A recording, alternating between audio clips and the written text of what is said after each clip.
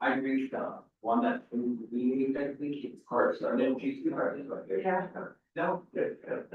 That's good, that's very important. This is alright, that's great. So it's alright. So I have to, you want to. And no, you know. Not too much. Let's try to make my. I said, yeah, not at all, but They were. Across the top. Been here. So this is your. I'm going to- It's your.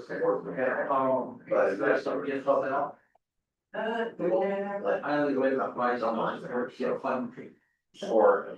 No, I still have a garage down there. Well, who's on right now? I think my head was gonna be fun, because the Yeah. capacity for, yeah, that's really. Well, right at the food market, it's out there. It's good, Jess. Well, then, Okay. so I'll do it, so. That's all. Well, yeah, those rest like. It's more fun. Creeks, or, you know. So it's very- Enjoy the great term, this guy's not, it's very more so than the offers. Oh, yeah. That did some last meeting, like this, yeah. Yeah, so I got back, my farmers, go back to that, out of this. Yeah, she drove, for sure. Yeah, they look good. I just got not.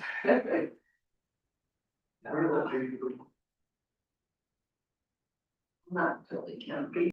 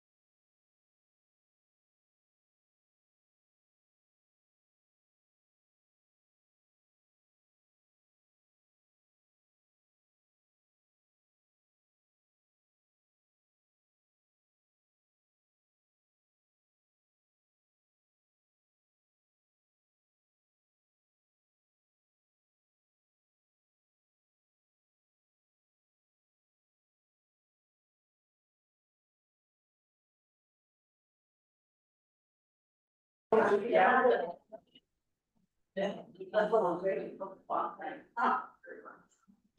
in your report. You're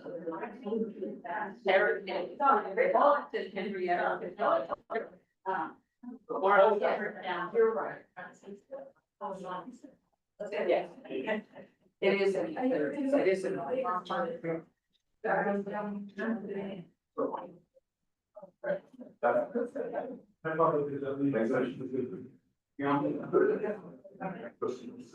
No, let's see.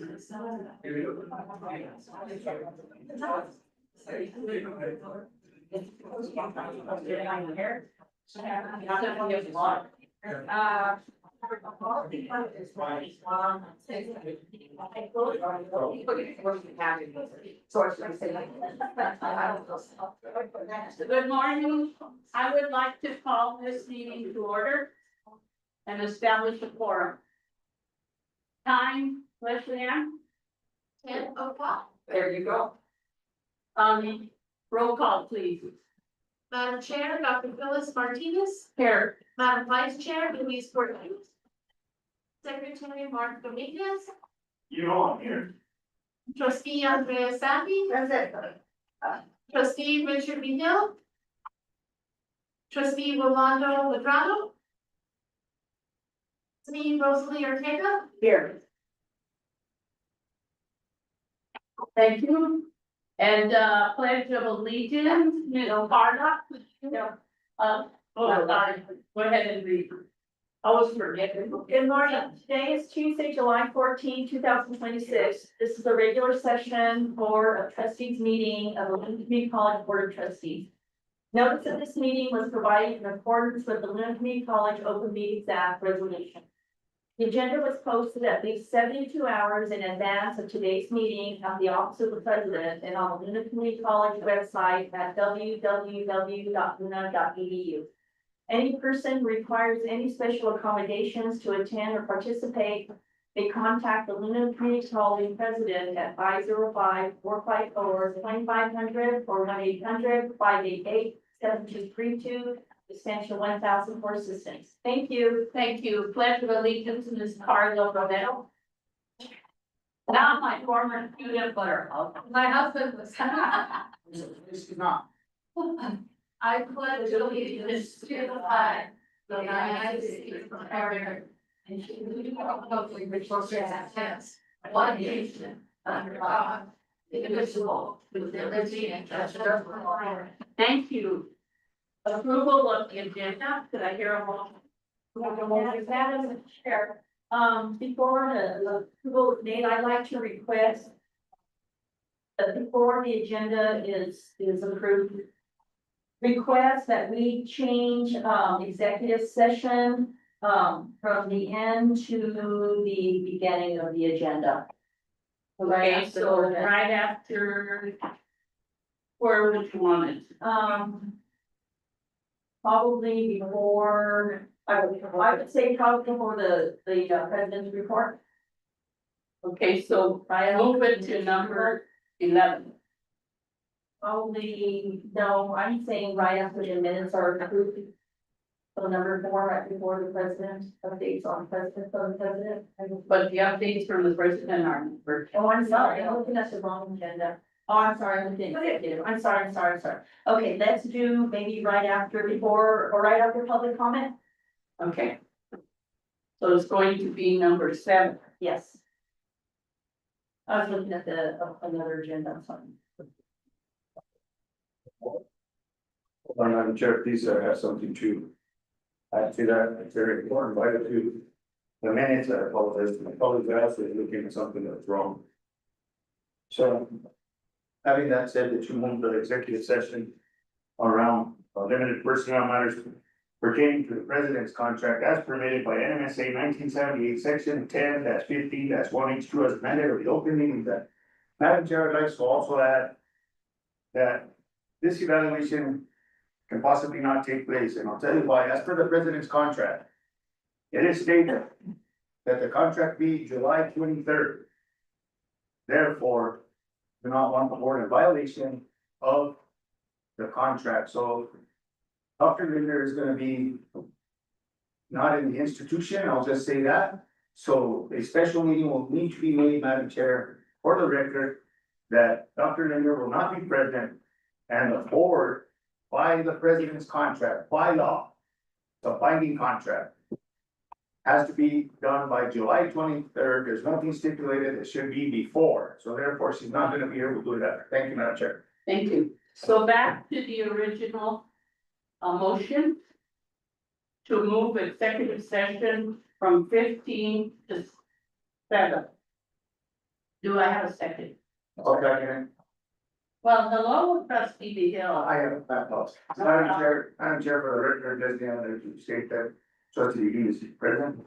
Okay. Thank you. Thank you. Yes, sir. And second to that motion? Second.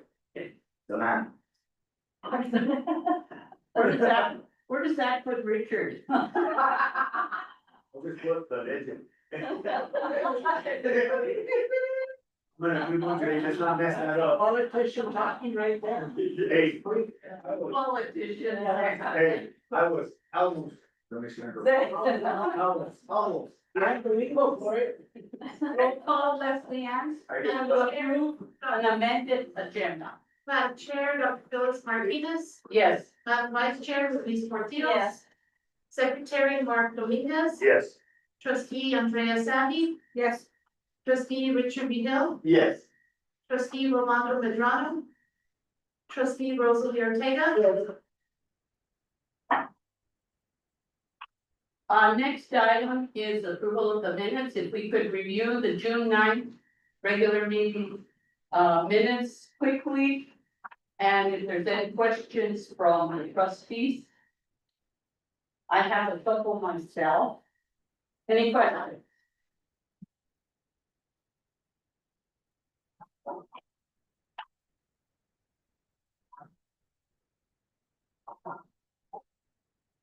If not, then my question is about the digital sign. We didn't get an update in the report or either report or either.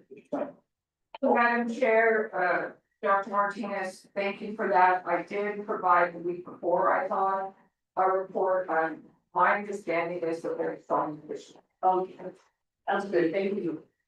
I've waited 6 long years for this. Already made it. We should have it our building through time. Okay, okay. It was talking about facilities. Yes. What's that? Oh, you got it. Thank you.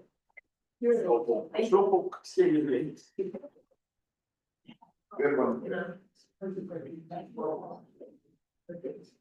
And the dual credit crosswalk for Las Vegas schools, is it getting any feedback yet? Madam Chair, I think we can have Dr. Romero talk about that in our report. All right, thank you. The CBL where it says continues to be 95% successful, that would be Johnny Martinez. Primarily, Right now, that would be Johnny Martinez right now. We did have a new CPL instructor that started at the beginning of July, at the end of June, that's on the report. all right, Who president here is also a tester, correct? He will be Right. trained to be a tester. Yeah, just so we can let our constituents know. He started at June 15th. Thank you for that. Sorry. Thank you. So do I have a motion to approve Board of Trustees regular meeting June 9th? I'll make a motion. June 9th. The Board of Trustees regular meeting minutes for June 9th, 2026. Thank you, and a second, Oh, sorry. who's aye, Mark? Yes, ma'am. That you? Oh, Madam Chair, Dr. Phyllis Martinez. Yes. Madam Vice Chair, Luis Portillo. Yeah. Secretary Mark Dominguez. yes. Trustee Andrea Sandy. Yes. Trustee Richard Behill. Yes. Trustee Rolando Medrano. Trustee Rosalie Ortega. Okay, the next one is special session, June 16th, and we remember this had to do with the budget. Those minutes are short. If the Board of Trustees has no questions, but I have a motion. That's a move. And a second. Second. Roll call, Yes. Is that trustee Gill? trustee Hill. Madam Chair, Dr. Phyllis Martinez. Here, yes. Madam Vice Chair, Louise Portillo. Yes. Secretary, Mark Dominguez. Yes. Trustee Andrea Sani. Yes. Trustee Richard B. Hill. Yes. Trustee Rolando Medrano. Trustee Rosalie Ortega. Yes. Next item is public comment. Anybody for a public comment? No, Madam Chair. Okay. Then we go to executive session. Madam Chair, I'd like to make a motion to go into executive session, limited personnel matters pertaining to the president's evaluation as permitted by NMSA 1978, section 10-15, H2 as amended of the Open Meetings Act. Thank you, and a second, I'll second that, Madam Chair. and roll call. Madam Chair, Dr. Phyllis Martinez. Yes. Madam Vice Chair, Louise Portillo. Yes. Secretary, Mark Dominguez. Yes. Trustee Andrea Sani. Yes. Trustee Richard B. Hill. Yes. Trustee Rolando Medrano. Trustee Rosalie Ortega. Yes. Would the board like to recess to that other room? Wherever's convenient for everybody. I prefer going to the other room. That's fine. We also don't have to yell, talk, but move to each other.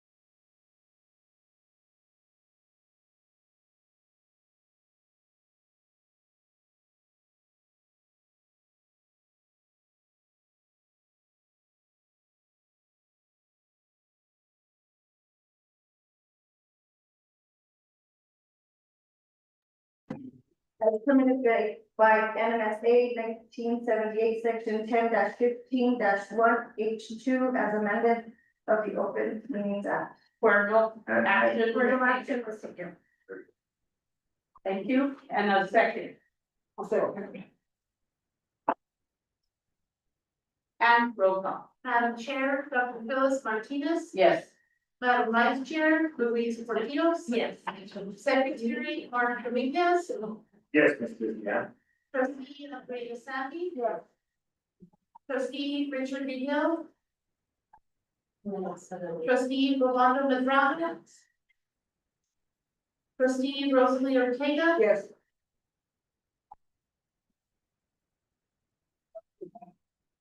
Okay, next item is new personnel and employee recognition, Dr. Linder. Thank you, Madam Chair, Dr. Martinez. You can find the new personnel and employees and recognition starting on page 16. And it's listing their new personnel that has started in the month of June. And recent separations that occurred that we were aware of at the time of this report. And so I do welcome, and we mentioned this before, Secretary Dominguez mentioned this, we do have a new CDL instructor that will get the training and be certified as an examiner, Eric Garcia. We did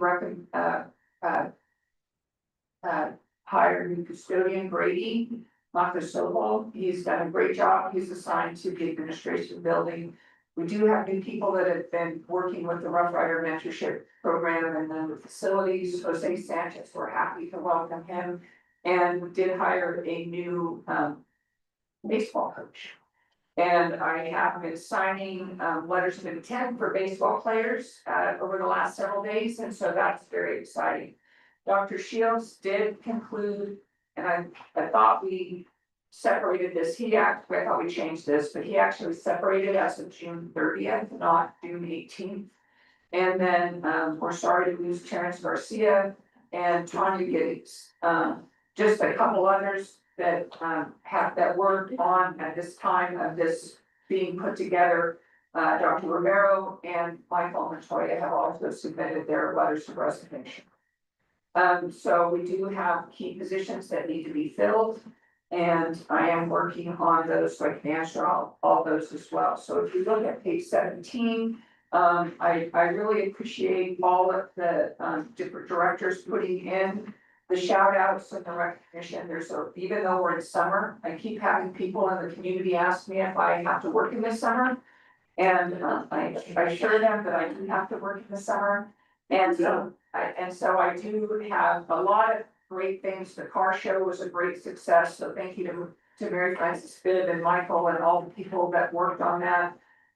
We've had a great parade. A lot of people helped out with the parade.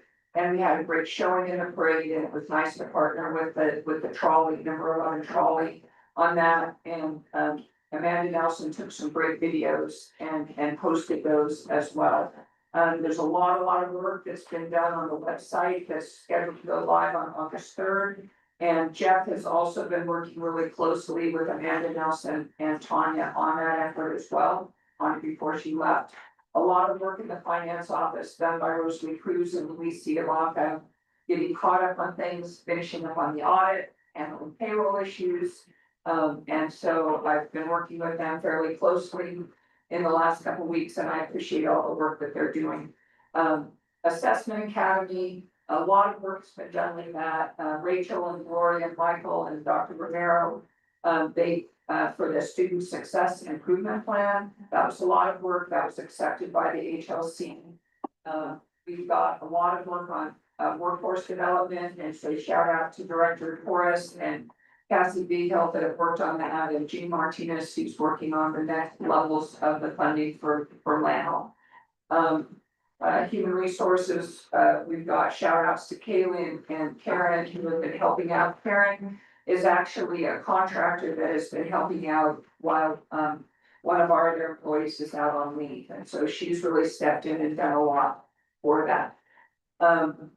Maverick and Larry Pice are getting shout outs for their work And in terms of what's happening on campus this week is the user readiness review, and I participated in that opening session this morning, and there's more sessions throughout the week. And so that's really wonderful. Shout out from nursing. Rough Rider mentorship, I participated quite a bit last week, and the main event was here, but we've also got stuff that's happening, and there is a camp going on this week in Mora. And so a lot of work from the LCC work streams, and the work for the WRTC also has been doing a lot of work, and I can give in my report that they are also working with corrections and had really successful things. I appreciate Denise Fox, who still is doing these shout outs. And so take a few minutes, I'm not gonna take all that time, but please take a few minutes to read through that and just recognize a lot of the people, and I appreciate Denise Fox doing that, so I stand for questions. I have a question, Madam Chair, do I have a comment, if I may? All right, President, Ender, you put it in your report, but it's kind of data information, all, whatever, it's fine. Mr. Montoya, Dr. Romero. Maybe you give a shout out to, maybe you did, I didn't see it or hear it, but I'd like to give a shout out to Dr. Romero and to Mr. Michael Montoya and Mr. Ryan for taking on the roles that you played in Luna Community College and adapting and being creative, and your knowledge, experience, you got paid for your experience, not your time. What you guys bring to this institution is very valuable and unmeasurable. You guys are amazing. You guys are a great force of a team, an elite team of work. And for that, I thank you. I've never had a conversation with you guys before this. I used to talk to to Mrs. Henrietta before she was a doctor, when I first got on the board, and I had no knowledge of what I was going, what I was doing on the board, but I learned and it come along with me. I'm grateful for the opportunities that people are giving me, and I've always tried to protect the integrity of this institution and more importantly, my character. But I'm saddened that you guys are departing. You've been greatly missed, and so the students be greatly impacted. So for that, I thank you, and if I can ever help personally, professionally, I'll give you my number this weekend. and I concur. Thank you. Thank you so much for your service. Ridiculous. And our best wishes and whatever you decide going forward. Again, if you need us, I think most of us are here to help you in any way we can. Thank you. Anything else about Dr. Linder's report? If not, then the next item is going to be shared governance, which is no report. So the foundation.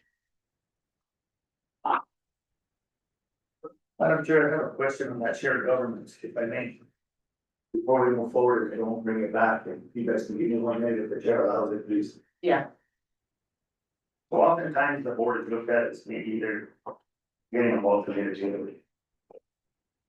Questioning, I think everybody has a smartphone, they can Google direction, directive, question, there is a difference. So, Madam Chair, on this action of moving buildings and rooms from one room to another, I just want to be clear that I hope that we're following our process and our institutional policy of running stuff to shared governance. And I will be in the future asking for those minutes, who is in the committee, and the voting count, and that is a question, not a directive, so that's all I have to say, thank you, Madam Chair. Thank you. And this pertains strictly to Anything, the change in. anything we do in this institution, per HLC requirements, we should run everything through shared governance as transparency and open communication, so that the board is not blindsided and the board can support financials if we need to. Thank you, Madam Chair. Thank you.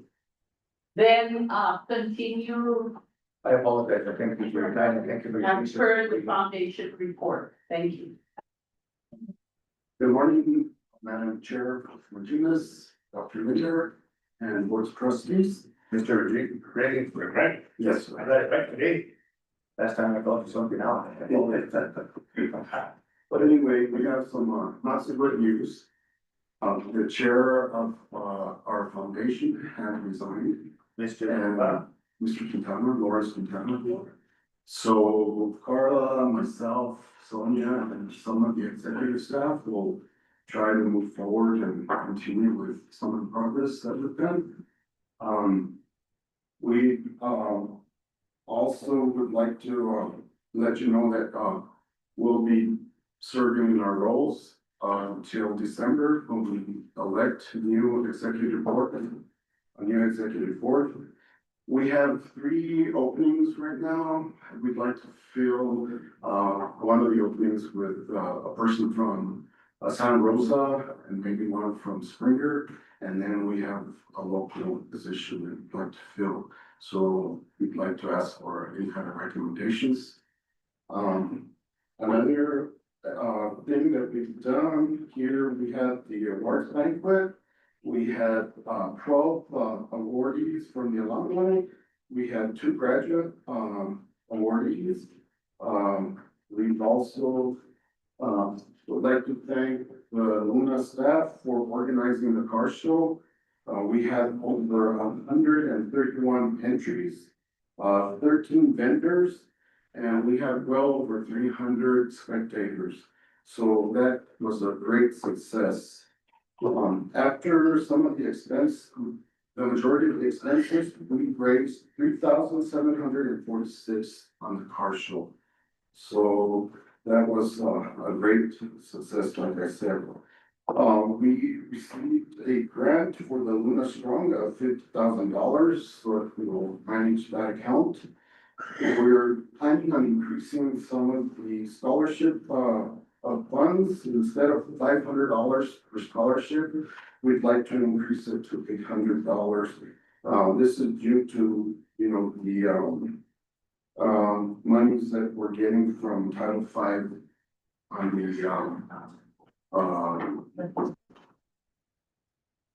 anyway, we are also taking over a new account, the Longmire account, so we'll be adding that to our accounts.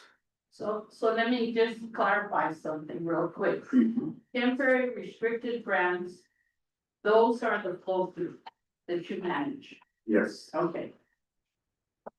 Um, You know, one of the things we're looking at in terms of doing a retreat is being able to get more information about everything that happens at Luna.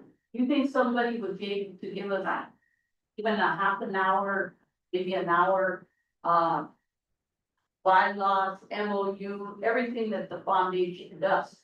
we want to schedule a meeting with some of the board trustees and, our board to show you our policies. Yes. And we have, a And I meeting think that the board has questions sometimes and in a short 5-minute report, we don't really get answers. So I think it would be good for you to give us, when we do our return, please give us just an in-depth report to, you know, all that sort of, yes, something to think about. we'd like to maybe schedule something in August. Yes. So that you can all be on the same page. Okay. We'll see. You could continue. We wanted to report on the swap meet, the last swap meet that we had. It was supposed to be up in Mora, but because of the construction up there, we decided to have it here at Luna.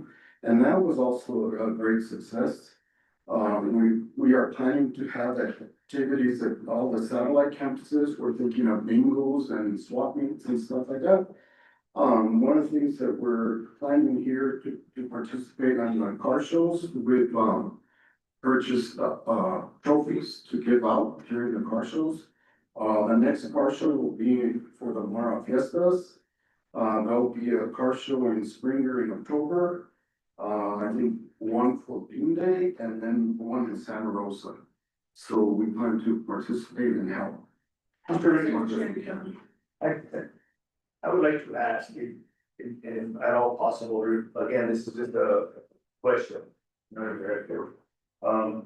Back to your statement of recommendation of everything's going on, direct people to be on the foundation. Unfortunately, we have to account for that, but back to your bingo thing, do you guys foresee maybe in the future, maybe going to the senior citizens and going to the other folks home, maybe paying people and giving them, those people have put that their money into this institution for years. And they get put in an old folks home and they get forgot about. Someday I'm gonna be there.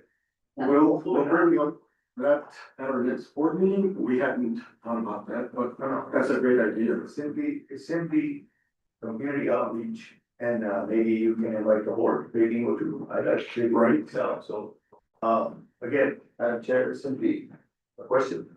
We'll bring it. That's a great idea. A great fundraiser as a matter. Well, I want you to take the last little bit of it, what's the ad, and all. No,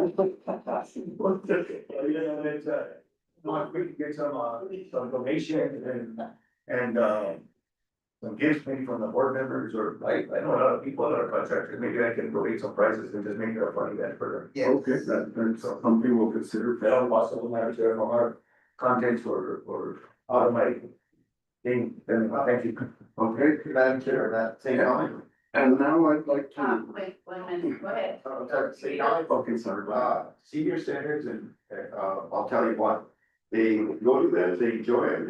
Once, if you were either as the Luna Foundation, I tell you, they're a mass production, better than AI or phone. They phone everybody and said that everybody went, you guys were there.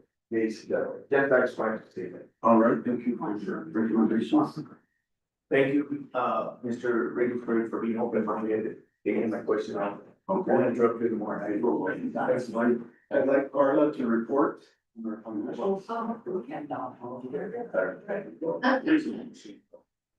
Thank you.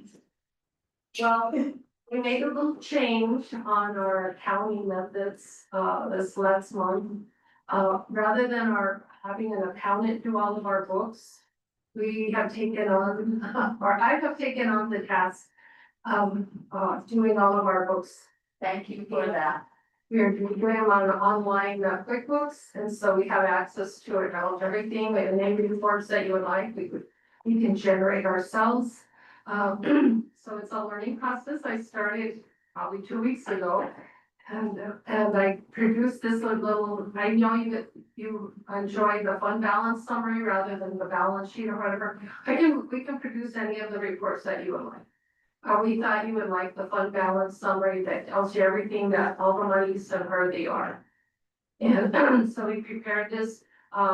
We are now all the way up. I've entered everything up to June 30th. So we're up to date and we have all our bank reconciliations and everything's matching. So we're happy to do that. Have some help here on the side. Clifford, and I'm really proud that Clifford has stepped up to be our new chair until December. So that, now that Lawrence is done, but I want to let you know that we are working together and we will continue to do a good work for you. If you have any questions on any of the funds, like he said, we got a grant, or we didn't get a grant. Luna Strong received a grant from the Las Vegas Community Foundation and Quorum Fund for $50,000. They've also applied for several others, which they should be getting any time now, from Santa Fe Community Foundation. And they've also, I think Luna has applied for several from the Las Vegas Community Foundation, probably 3 others. And those are managed by Ms. Crystal. Yes, and us. Yeah, between the 2 of us, we pay all the bills and, She does all the work. she does all the work and we just pay the bills. Exactly. And we do that for everyone, even athletics. We're working with, athletic director Randy, I was calling her Randy. And, so we're working with him. He has some changes now that he wants to bring in. And so we do all of that, all the accounting for any of their funds that they've raised. We have, if you can see there, we have the Smiles Fund. We don't have very much money left over in some of these grants. We just started a new one, the Longmire Movie Set Grant. And it's actually a fund. And apparently we're moving all of the Longmire Movie Set to Luna. And are gonna start using it to maybe teach classes on movie production and so forth. And so we've already received a small grant of $500 from, I believe, the Eagles. So it's just gonna be moved, the set's gonna be moved here, not the monetary to the general fund, correct? It's just the sets. It's gonna be very clear. Yeah, just the sets. That money, so. Yeah, no, just the sets, I believe, and only partial, some of them. Yeah, we can't move the plot, the offices in the plaza, there's just certain parts of the set. Yeah, as you can see the baseball fund, the softball fund. We have our student hardships, our general scholarships. The good thing, if you go all the way down to our endowment funds, notice that I have some of them that are called corpus and some of them that are earnings. The corpus we can never spend unless something unless we dissolve the whole foundation. So those have to stay intact and we have those monies separated, but then we have earnings that go into each one. And as you can see, we have the Helen O'Brien that has $141,031. We will be we don't have any earnings in there right now because we use them all for nursing scholarships, but we will be receiving the quarterly, we have that in a CD, we'll be getting the earnings for that one here, 1st of August. Ms. Carter, if I may, is that Yeah. a typo? Should that be Phyllis Martinez on the scholarship, or is that Phyllis? No, it's Michael Tyler. Oh, it's. It's Philip Martinez, he was our president of our foundation and he passed away, and we established a small, How to work for Franklin. yes. So we established a small scholarship fund for him, we haven't given any of the money out, we're trying to build it up so that we can start giving money out. I didn't want the chair to be on over this now. Oh, okay. My demora. Yeah, that's what, no, shut up. This was our past president, yes, and as you can see, we have the Title I, corpus for the Title I from 2007, it's Title V. What's that? Sorry, Title V, I was reading my notes, yeah. Title V, number 1 grant is $470,000 for the corpus. We've earned $284,564 so far. We have, when we report to the grants, we have to have by 2030, we have to have $800,000 in there. And we're pretty close. And so from that money, every year, whatever earnings we make, we could pull out at least 50% of the revenues or earnings for that year to use for scholarships. So if you look down a little further, the earnings to be allocated, so far we have $25,000. I have to say, I haven't been, I'm working on getting all of that investment information into QuickBooks. So that is up to date to March 30th. So it doesn't have the earnings for April, May, or June. So that 25,000 is going to be money that's going to go to scholarship. 50% of it can go to scholarships at this point. So about, That's a year. Yes. Earned interest. yeah, so far from January to July. Well, This year? actually, January to March is This what we've earned. Yes, So it's 1 year. It's not a whole year. it's not a whole year, it's just the first quarter. Ms. So Carter, that's our quarterly earnings right now. Ms. Carter, is our money in a high risk or is it low risk? Or- We converted, we used to be in a hard risk because we were trying to build up the $800,000. We changed it and it is now, 70% of it is in a low risk and 30% is still in kind of a high risk. Do you feel that's a good balance right there? You guys are- If we do, yeah, it's lower in our earnings, but, even though we've had some bad years, we've always, even when we haven't had any dips. I mean, there were some months where we had negatives, but all in all, it's averaged out.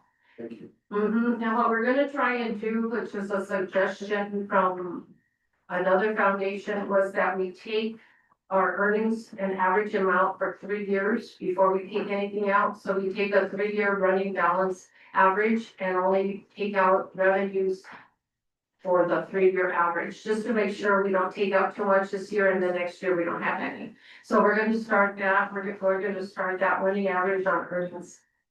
And then we have the Title V, grant 2, that one, at one time, our corpus was a little off, but we put it back to the 165,000 that was initiated in 2012. And now they also have their own portion of earnings. We're a little low on that one. We need to bring that one back into compliance, but we're working on that. We have something called Suntech, we were given a $5,000 grant from Corpus for scholarships back in 2023, I believe. And, we were supposed to be receiving $5,000 a year for 4 years, I believe, to make it 20,000, but we haven't received them. We will contact Suntech. It's probably our fault. We haven't contacted them and asked them for the 5,000 a year that they owe us. So we will be doing that. So then we would have more scholarship lots. So I think we're in a really sound, we have a sound foundation to keep giving scholarships from now on with these 3 endowments that we have set up. Actually, we have 4 endowments, the Helen O'Brien. And in the future, we may look at moving maybe Helen O'Brien also into our investment fund instead of, right now we have it at a local community first bank in the CD for 3.2%. So we may be looking at moving that just because we've been averaging at least 10% a year on our earnings. So we'd like to bring it back that way. Okay? Okay, Thank you. sure. Any questions No, I just, regarding the foundation? I would just like to commend, ladies, like taking on the lower chair, and we're doing startups for various, and different leadership. I just wanna thank you guys for taking on that role and really doing what you guys do. I mean, you guys could already do something else, but you yet strive to do for Luna Community College, and it doesn't go unnoticed. So thank you guys very much. And I speak for myself, I'm sure there's still work that way. And for the kids, that's why we're here. Yes. Trustee Ortega? I was gonna add a little recommendation to when you have the car shows, the design trophies. Another thing you might check into, which I was really surprised at how many teams Las Vegas has in pool playing. They have pool playing competitions and it's is it Eagles that's on the ring, right? They meet there every 2 days. Better than church. Yes. And another thing, anytime you have a fundraiser, always have a 50-50 raffle. You're not out anything, but whatever you collect, you give them half and you keep half. And people will buy those. Thank you for. Thank you for all your recommendations, and we hope to hear recommendations for new board members from Santa Rosa and Springer. Thank you. Oh, she's not here, she's back in, where's the back? And thank you. Thank you very much. Next item on the agenda is the campus finance survey. I'm wondering, I have a question. Usually when we have surveys, we have the numerical charts that show us that this is all written. Yes, we're gonna explain that. I know, but can you follow up with a numerical chart? Yes, ma'am, that is planned. And the reason that we didn't have that with this is we're doing a 3-year span. And because different people have done those surveys, we have to validate the data from the other surveys to do that cumulative report for you. So that's why it's not all It doesn't together. really need to be cumulative. Well, we can give you the one we have for now, but we are doing accumulates to compare the last 3 years. So if you could send it back. Sure. Yeah, appreciate it. Do that. And good afternoon, Longstone. Good afternoon, this is Sophronica, is that how you like to be addressed? So Franny, Sophronica, this is trustee O'Neill. or Kirsty is fine. I represent District 2, so my question to you before we get started here is. You are HR director, correct? Mhm. And you are the chief compliance officer, correct? No? Yes, You look at Dr. Linder, Dr. Linder has final compliance, but yes. yeah, final compliance, okay. And this campus finance survey was put abroad to the institution. I just want to get an understanding because this is the first time I hear about. I know we did the one last year, right, Madam Chair, that went We did that one as a board, for for the a board. survey. You did this for Mr. Brown? I did this one with Sierra Fernandez, both of Let's us. hear it for that. Mhm. Perfect. Okay, thank you. What we did last year, we hired somebody from UNM to conduct the survey. I just wanted to know the age rules of it, okay? Thank you. So you said 60 responses out of how many? Thank you. Out of, we have 200 Out of employees currently. 200? So what percentage is that? 27%. Almost 30?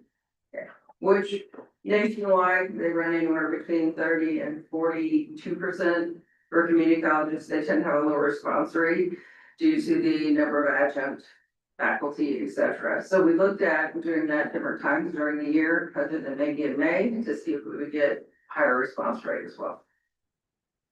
Okay, continue. All right, so again, this is just meant to be a brief executive summary. I will email you this after. And again, we did the survey between April 27th and May 18th. We did have 60 responses. The assessment captured employee feedback across four institutional dimensions: workplace experience, communication, organizational effectiveness, support services, well-being, and overall campus climate. We wanted to do a little deeper dive on some of those categories because they were unclear from the previous years. So overall, the assessment demonstrates strong positive momentum and engagement across the workforce.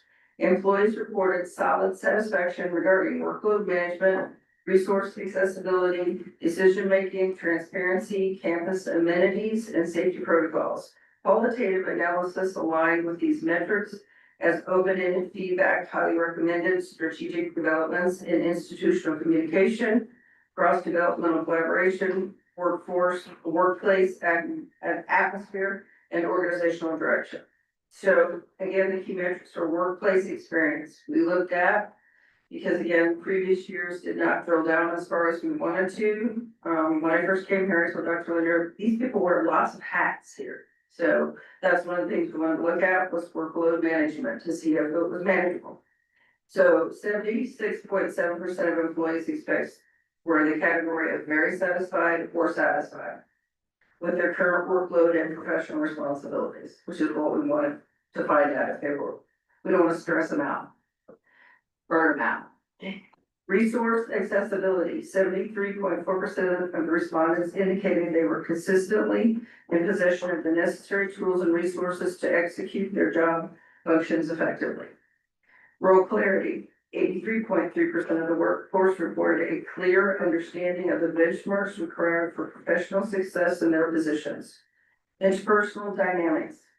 Professional relationships with colleagues and supervisors emerged as the highest rated components of overall workplace experience. Facilities and safety, satisfaction with campus amenities, such as the tiendas, and facilities reached 70%, while 83.3% of the employees reported feeling very safe or safe on campus. Again, something very important to us. Communication and organizational effectiveness. We wanted to see if we were being transparent with our communication. So transparency, institutional communication and decision-making transparency received a 51.7% satisfaction rating. Again, looking at what communication is effective or not, and this was not in previous surveys, so we broke it down to like lights, email, all those different variations to see what was working and what wasn't.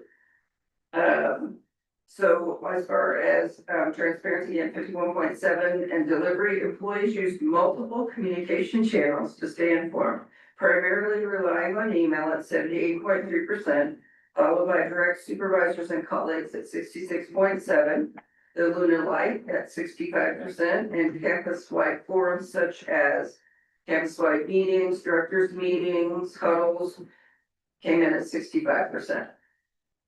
And they do like the cross communication between departments that they get at the campus-wide and at the huddles. Support services and employee well-being. Campus amenities, 56% of the employees expressed satisfaction with a variety of items provided at the tiendas. We have a little room for improvement with those.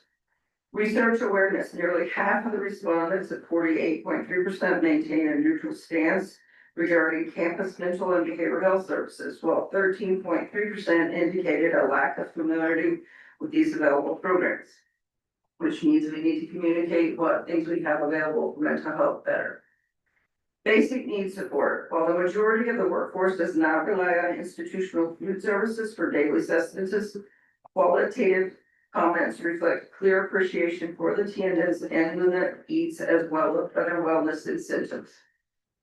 So the core themes from the employee feedback. Qualitative commentary heavily reinforced with quantitative findings, the numerical findings, highlighting several areas of institutional excellence and strategic focus, organizational strengths for the survey, good stability and clear forward-looking direction for the college, noticeable advancements in the cross-functional collaboration of internal communication and internal workplace culture, effective engagement via campus-wide forums, huddles, and the Lunar Light newsletter. These are things that they really like. Robust peer-to-peer relationships and a shared student-centric mission.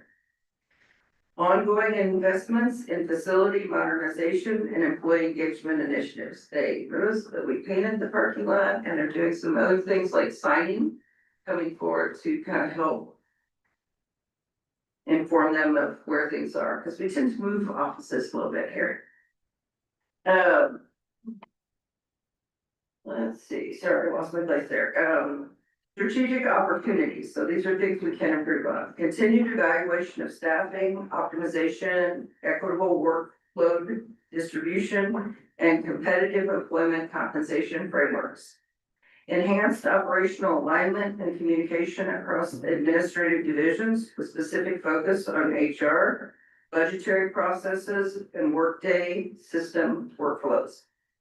Persistent capital investment in campus infrastructure, culinary services, directional signage, and public amenities. Targeted communication campaigns to alleviate awareness of available employee and student support resources. Continued cultivation of team building exercises, collaborative spaces, and campus engagement events. So for a strategic outlook from our survey, it highlights an organization achieving meaningful operation progress while effectively identifying practical avenues for continuous improvement. The workforce consistently validated positive shifts in transparency, collaboration, organizational culture, and executive leadership. Concurrently, feedback provides clear direction to maintain the focus on human capital management, administrative workflow optimization, and employee support systems. These findings establish an objective data foundation for strategic planning and continuous institutional improvement in the upcoming fiscal year.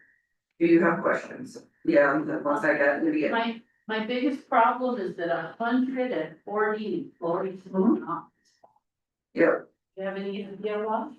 Well, the year before it was, I think, 79, and the year before that was 54. So we're kind of right in the middle of 2024 and 2025. So from what I have learned, again, the first survey, they've all been done in May. So we want to do it earlier in the year because May is kind of like the year end and most of our actions are going out when others are coming in. I would prefer 100%. Because that's other institutions I've come from, that's always been our goal. So I was quite surprised at how low it was. So what would be your recommendation that we do this so we can get an accurate, I would think we need to do it no later than March. okay, so answer me this question, Ms. LeBron. You're the HR director, you know who comes and goes here, so what would you say the faculty percentage is? Are we about that 60% for the minimums and staff is about 40? Is that safe to say? You mean breakdown employees? I would have to look at it, to be honest, to cut that off the top of my head. I wouldn't want to guess. I've done some research on some other small public comparison to this, and usually your faculty is about 40% and your staff is 60%. That sounds. Unless I got misinformed. Yeah. Maybe that's a possibility, but can you check, Madam Chair, I would like to know what percentage that's to do with you, Madam Chair? Yeah. I can get that too. So We can pull out we report, have 60 people, we had 31 that said this institution was doing it was 51%, correct? What was your question, I'm sorry? No, it wasn't a question, it was a statement. Oh, okay. Clarify. So. Out of 60 comprehensive responses, who knows how they were implemented? Whether computer or written, so 31 people value the institution that we're doing a good job. Is that your? Out of the ones you said that completed it? Or 60 completed, so my we're at 51%, so I'm just saying, 31 people, that's basic math right there, that just means that. 30, have a seat here, whatever. Or you're saying that half? I'm trying to figure out where you're getting your numbers from. You're talking about the 60 that completed it? 60 completed. Out of 140 some. 200. 200, so 100, 200, so 60 completed it. So we're at 51%. Is my understanding of your report. 51% out of the. Are you talking about the, Out of 51%. are you talking about the communication and transparency piece? Yeah, I mean, 31 people stated the communication and everything was. Yeah. was- And that's- 51.7. You wanna get it? Yeah. Small number, doesn't it? I think it's small, yes. Like I said, I would shoot for 100 next year. This is the first time that I've done it, so. And again, I worked this year and I understand Rachel had a lot to do with it last year, Rachel Lucero. So again, we wanted to compare the results. The people on the And back. it is an anonymous survey, so we don't know what percentage of that is staff or what percentage of that That's is not not. take away from the people in the past that have done a very good job that have stayed in this institution to do what they can for this institution. So, okay, I just. Do wanted to you verify feel that. that anyone thought that there may be retaliation? For Yeah. completing the survey? Yeah. No, One, we originally, they had, it comes from their email, the Right. response. You have access to that email. do I? Of course you. Do. You're the one who compiles it, I right? actually had Sierra do it. Oh, Well, yes, there's- there- But I didn't see it in there. Took off the. We took off the emails. Yeah. We took it off so that it was completely anonymous. Mm-hmm. I still think that something needs to happen, maybe from you guys, to reassure people that it's gonna be anonymous. So I think that's the biggest factor. Yeah, we sent They're out thinking several, that there's gonna be retaliation. yeah, we sent several emails saying that it was, you know, I mean, we can definitely have an outside firm do it. Typically those in my, they cost between $5,000 and $10,000 to have a firm do it. I don't care Well, what. I don't know what you paid last year. We had one from you and then she charged us $2,000. Okay. I don't give money the factor, I do, we spent pretty good money here. All right, and last year I think you had 72 or 79 completed, so. Thank you for that report, Ms. Young, I appreciate you, maybe you can, ask or convey the information or as far as the faculty and the staff percentages, I would like to know that.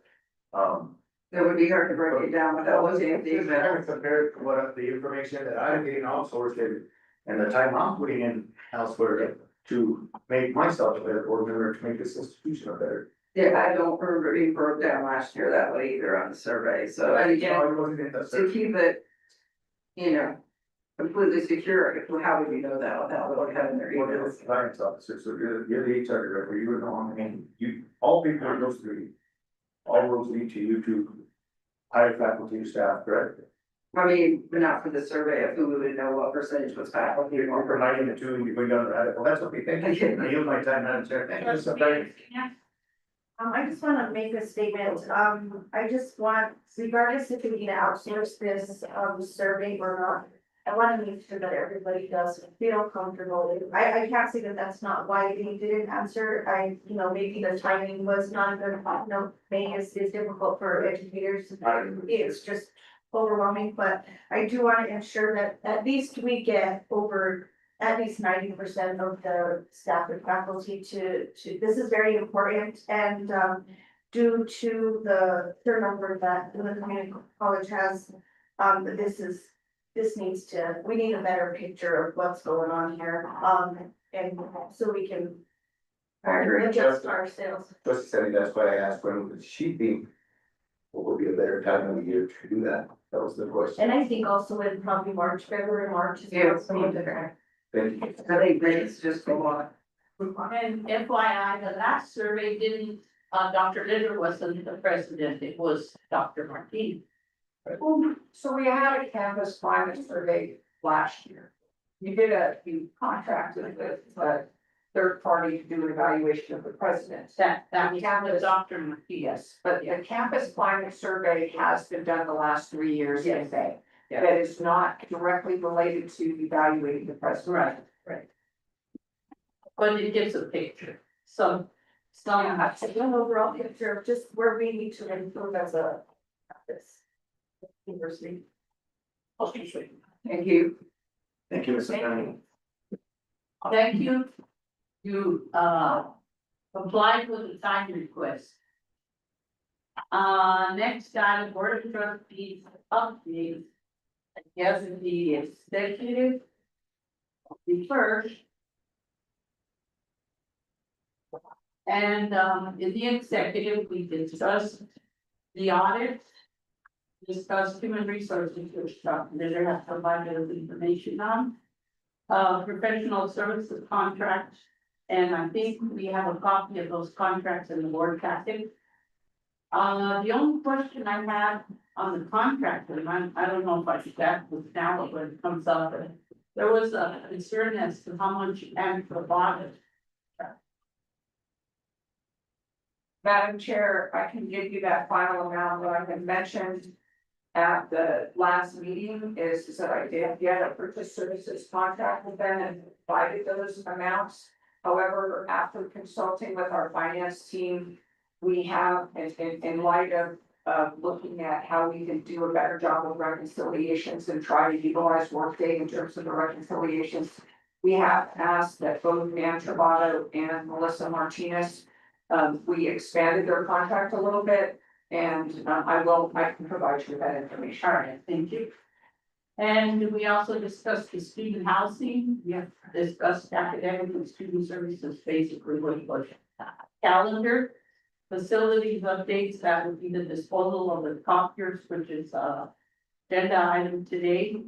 Action items, the foundation MOU revisions, we will have to have a meeting to discuss what it is that we need to put in place. Let's see what else, training, chess, OMA board retreat, and that's part of the agenda today, so I'll give you information on that when that comes up. And, that's about it. Trustee Dominguez, did you have anything to add about the committee? No, I just want to follow up with you, Madam Chair. I understand, that lady was, tonight's duty, but I asked President Linder already for those updates. The only thing I didn't see in that contract was a commence date and an end date for that, services, and I'll be asking sooner than later, how much, how many grants we have. And I understand the scope of work, but, is it gonna be a drawdown, or what's gonna be and I'll be asking that in the finance. All right, And am I ready for my yes, board? finance, Finance, I'm sure. Yep. This time I would like to thank everybody in attendance to the boardroom. Most importantly, I'd like to thank myself. Dr. Phyllis Martinez. Mr.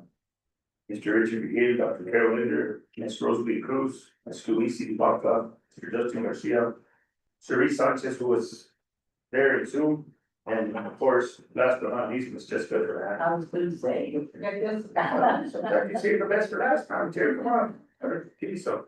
So, Ms. Rosalie Cruz presented us with the packets and stuff, and congratulations, Ms. Rosalie Cruz, on your newborn as well. I've stated this before, and your new position, so. Right, so you earned it, and keep up the good work you alongside Jessica. Thank you guys for the immense work that you guys take on. And wearing the extra hats and sticking with this institution, so thank you.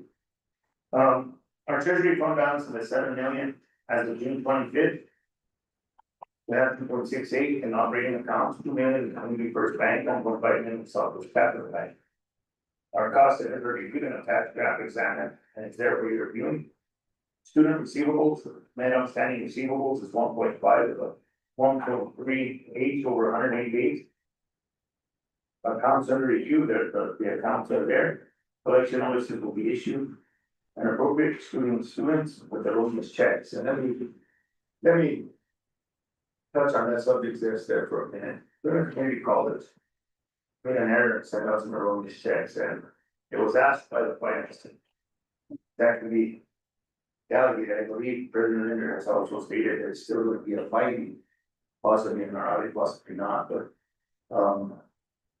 I'm just glad that those students aren't going to be of the combo for something they didn't do, so, moving on. There was a letter that was stated and stipulated, and then I don't know if it was amended, historically on how we're gonna attract an account number, or you guys were gonna handle that. It was just simple communication between the finance team, and it was a recommendation, correct? Yeah, she made the updates that were requested in the committee meeting. She had made the updates when we put these packets together for today's meeting, so when we get to that point, it still won't be updated, but she does want to be for the report. With the recommendation of the board. Or from the finance team, yeah, so that was very, it would just be more transparent and communicate with the students, correct? It notify the student and attach numbers to valid, so thank you. Accounts payable is, disbursements for the reporting period for 1.2, consisting of 390,000 in operating expense, or 3,484 financial aid disbursements, and 848,754 payroll expenses. Payroll represented the largest share of total payments for the period. Procurement is focused on purchase reconciliation to support fiscal year closeout. The audit, we are pleased to admit that we had an exit audit meeting, and things are being worked on as we speak. I cannot divulge any information as to that. But it is a work in progress, and we should have some information in 30 days, correct, Doctor? Yes. President Energy, I don't need to report on that. You're doing a good job, huh? Surely. You cannot, you can say yes too. Staffing, the finance division is continuing to expand its team. We are still currently recruiting for 2 critical account technicians, with a primary focus on supporting our grants management and payroll operation. President Linder, at your convenience, can you get me a grants total on that? That's gonna be part of that, at your convenience. It doesn't have to be right away, it can be for the next finance meeting, but I wanna know a grants total to make sure that that contract person for 59,000. Wasn't 59,000, it was like $11,000. That's the professional contract, but her contract that you're gonna be giving her is under 59,000. Dr. Mark, thank you, Secretary Dominguez and Madam Chair. So Dr. Montoya is on a is on a contract that was 57, but I don't have those numbers, Yeah, right? that's fine, but I thought you said there were those, something wrong with those two. But hers is, I want to give you those exact numbers. Yeah, okay, I wanna be very clear to our taxpayers what we're spending that money on, and that's the reason for the question, so. I know, So absolutely, I'm happy to give you that information, and I have provided that, and we just revised it a little bit to add a little bit of work for them to do, about 100 hours to help us learn how to properly use Workday to do our reconciliations and our fixed assets. yeah, I believe that contract's already in our packet, but I said that was my fault as the secretary to not bring that and inform my constituents, and more important, the staff in the community college as to what we're doing, why we're spending their tax money the way we are, and so my apologies to you, employees, and my constituents out there. But having that said, other updates, board discussion, Madam Chair.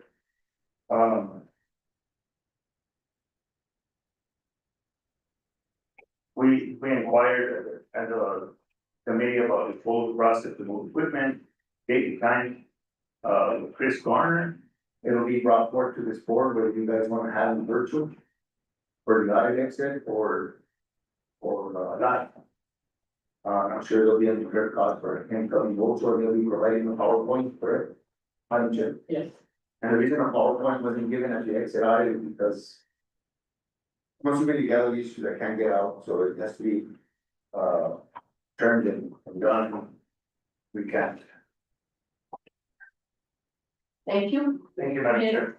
Rosalie Ortega, academic. Trustee, Sandy's gonna give that. Okay. But Thank you. The academic committee meeting met on July 7th. We had a forum, it was trustee Rosalie Ortega, myself, Dr. Romero, Dr. Linder and Mr. Ryan Trujillo.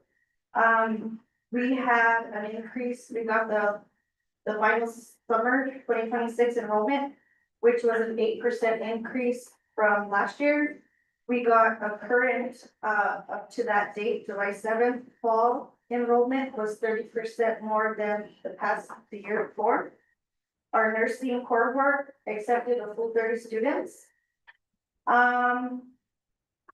We talked a little bit about some language accommodations. There was a concern raised about language barriers after our students, exit their programs and go on to testing such as the cosmetology and nursing, and just to support our kids through that, we had a student that had a little bit of a hang up on the language barrier, forgot to didn't click Spanish given the test in English.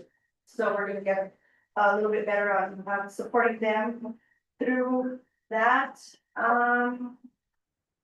I think Dr. Romero will give a full report on stuff.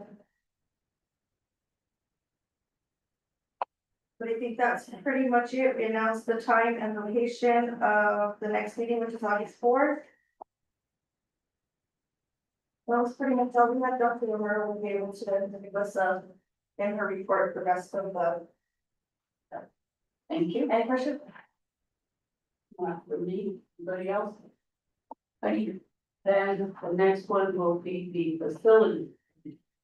Okay, we met on July 7th, and we also had a forum. Rolando Medrano, trustee Medrano was absent. We had a discussion with Matthew Brago, went over some of the construction going on, roofing projects, the stripping and wax projects throughout the automotive constructional areas. The pathways lighting has been enhanced throughout the installation of 10 new LED bollards. And that's to improve campus safety, visibility, pedestrian accessibility during peak hours.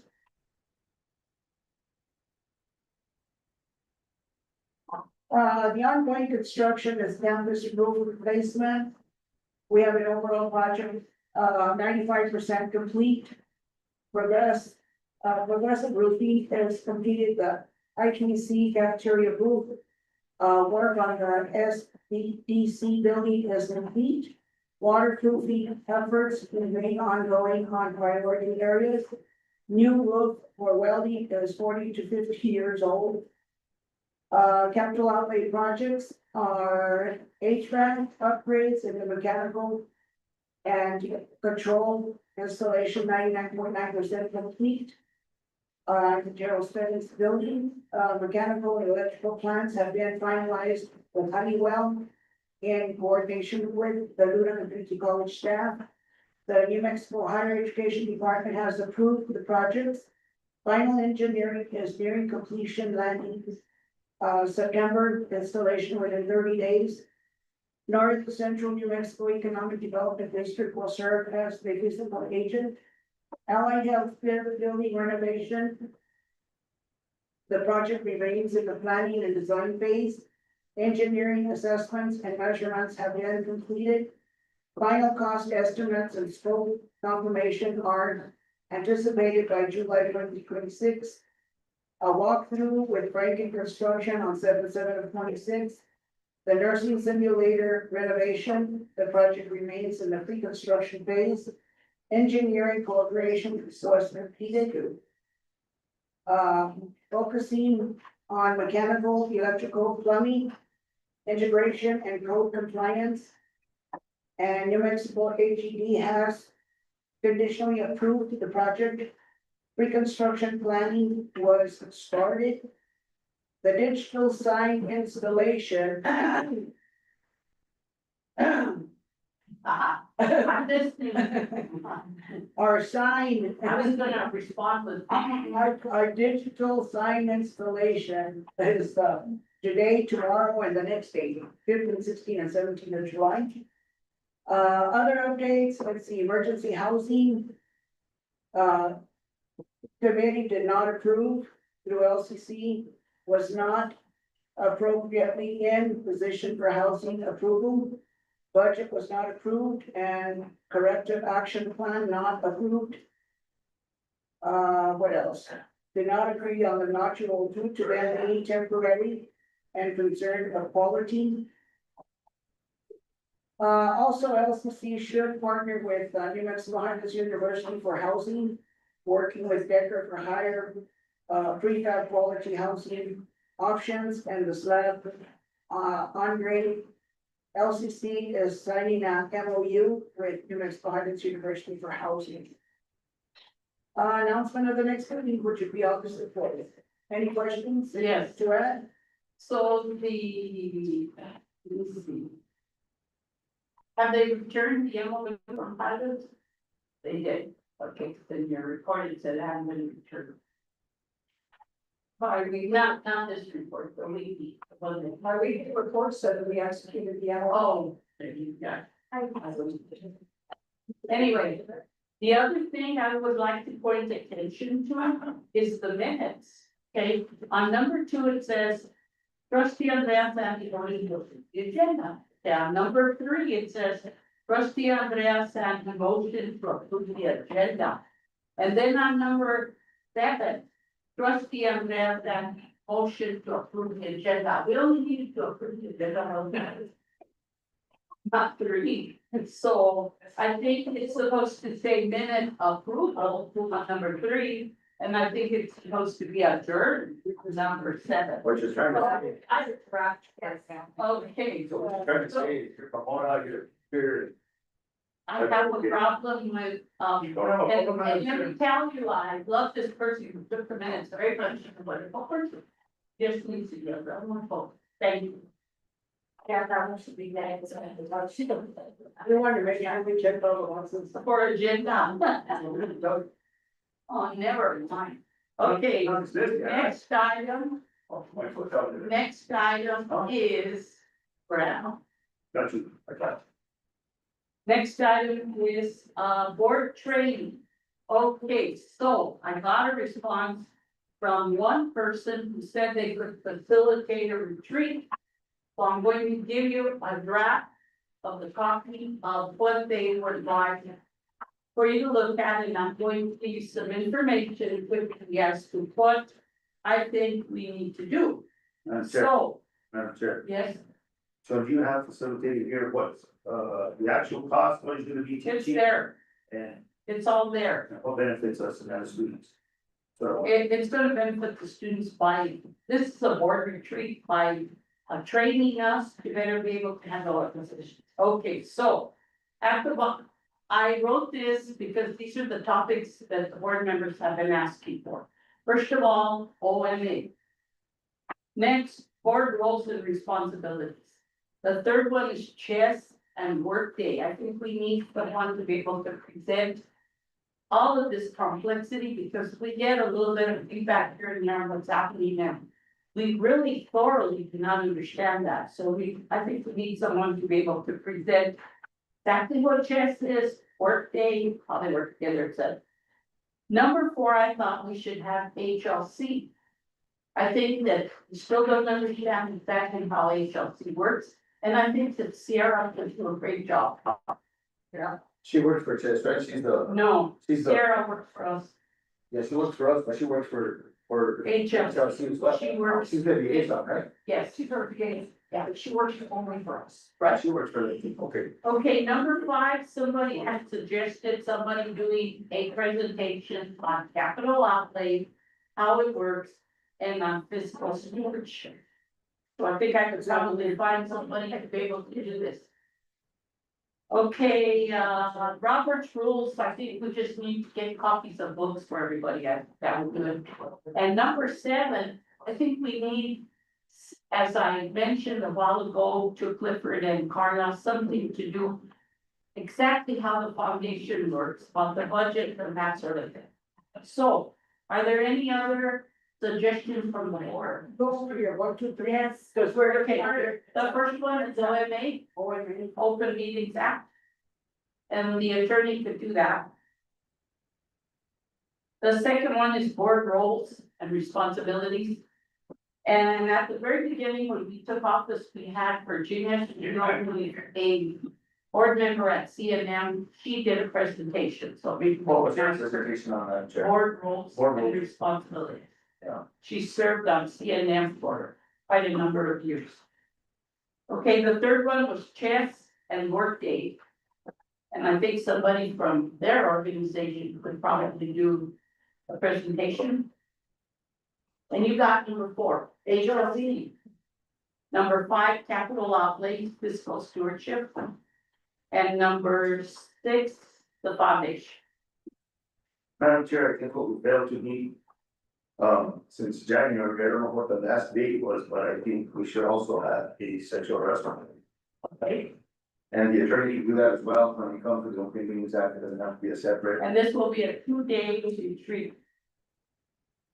And I have only received one scope of work, one person who is willing to do not only the facilitating, but also training services. He, in the middle, Don't you agree? Go ahead after. in the middle, it says training services, contractors shall provide training services that include strategic planning and continuous improvement, so he could do that part if we decide to do that. How to enhance and enrich the LCC strategic plan. Is this guy Michael or good, I think for more? I have a quick question. Did everybody that was supposed to complete the training online get that completed? No. I don't know, I did. No? No. Do we You're have, asking on that? No, well, I think I that's got important. glasses. Oh, Mark, You're asking a question, I'll be honest with you. who else has not finished that yellow list? Was that St. Florence? It's right there, cool, it's right there. There's 3 of us, right? Rolando, I don't know if he's finished his or not, I do not know, the Rosalie, Mark, and, We're past the 8. First and second, if you want. Rosalie, Mark, and Rolando. I believe, but I'm not sure about Rolando. Okay, so 4 of us have finished. I've done everything that training has asked and more. Yeah, but you have to get us your. Oh, okay, my bad.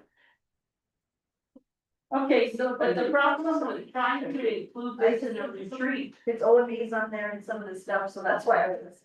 and the problem with trying to do this as part of a retreat would mean that 4 of us not gonna have anything to do, and it's gonna be 8 hours and 8 hours, 3 8-hour sessions. So, in discussion. Okay, so is there anything else besides what I've covered as that should be part of a retreat? Besides the, Decisiveness for the board, what does that mean? what does that mean? Being decisive about it. I think that would come under roles and responsibilities. Oh, okay, I'm just throwing that out there, I'm just trying to get part of it down. Okay, then I will go forward and have this discussion with Mr. Rivera. And then when we come back in August, we can decide on dates. And exactly if we're gonna accept this. So what are you gonna do that on grants training? That we had. That I have included that on that law, if it's any good for that. Thank you, Madam Who Chair. is this with? This is Michael Rivera, he used to work, he's presented retreats before. Was your student? I'm just kidding. He used to work for Luna, didn't he, Dr. Ned? Yes. No, it was not. Yeah, good name, but. Okay, and if anyone has, I've contacted HEB, I've contacted CNM, I've contacted several places. The new, what is it, ACCT had said they could do one for us, however, it was gonna be about $5,000. You should hire it. That's just their part, that is not motel rooms or travel, we would have to pay travel for them. We had a chance because Lisa's not here, she would be going for that in our. Right, I think that's what Let's see. it's. How about you, we'll be the cemetery. I tried, he said he had nobody, I sent him an email, said he couldn't think of anyone that's done any retreats except for ACC. Dr. Linder, didn't you have 2 different people? Was one, but one of them was Michael, right? And who was the other? The other one was people from ACCT, and I can get you that quote again, it's not $25,000. So it was not $25,000, however, I think that, you know, I like Michael, I think that he could do a good job.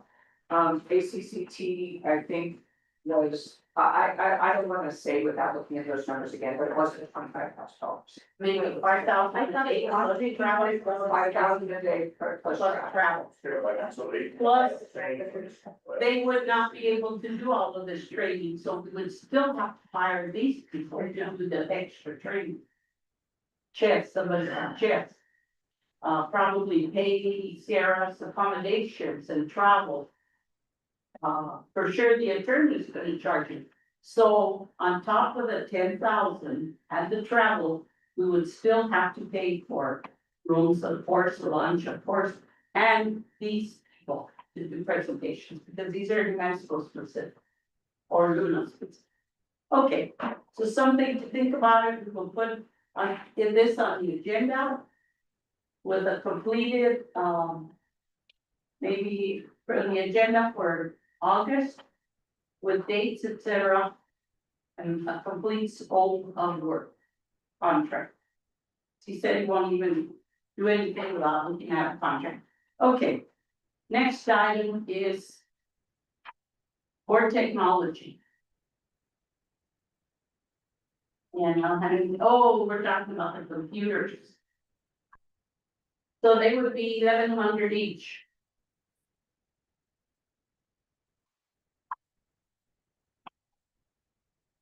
Right here behind the foundation, behind the other. $1,100 each, times 7, $8,000. And this is, what we were trying to do was find, we have a lot of different options, but what we were trying to do was to try to find a lighter weight, smaller, so this is an 11-inch. Yeah. And so it says the weight on it, so.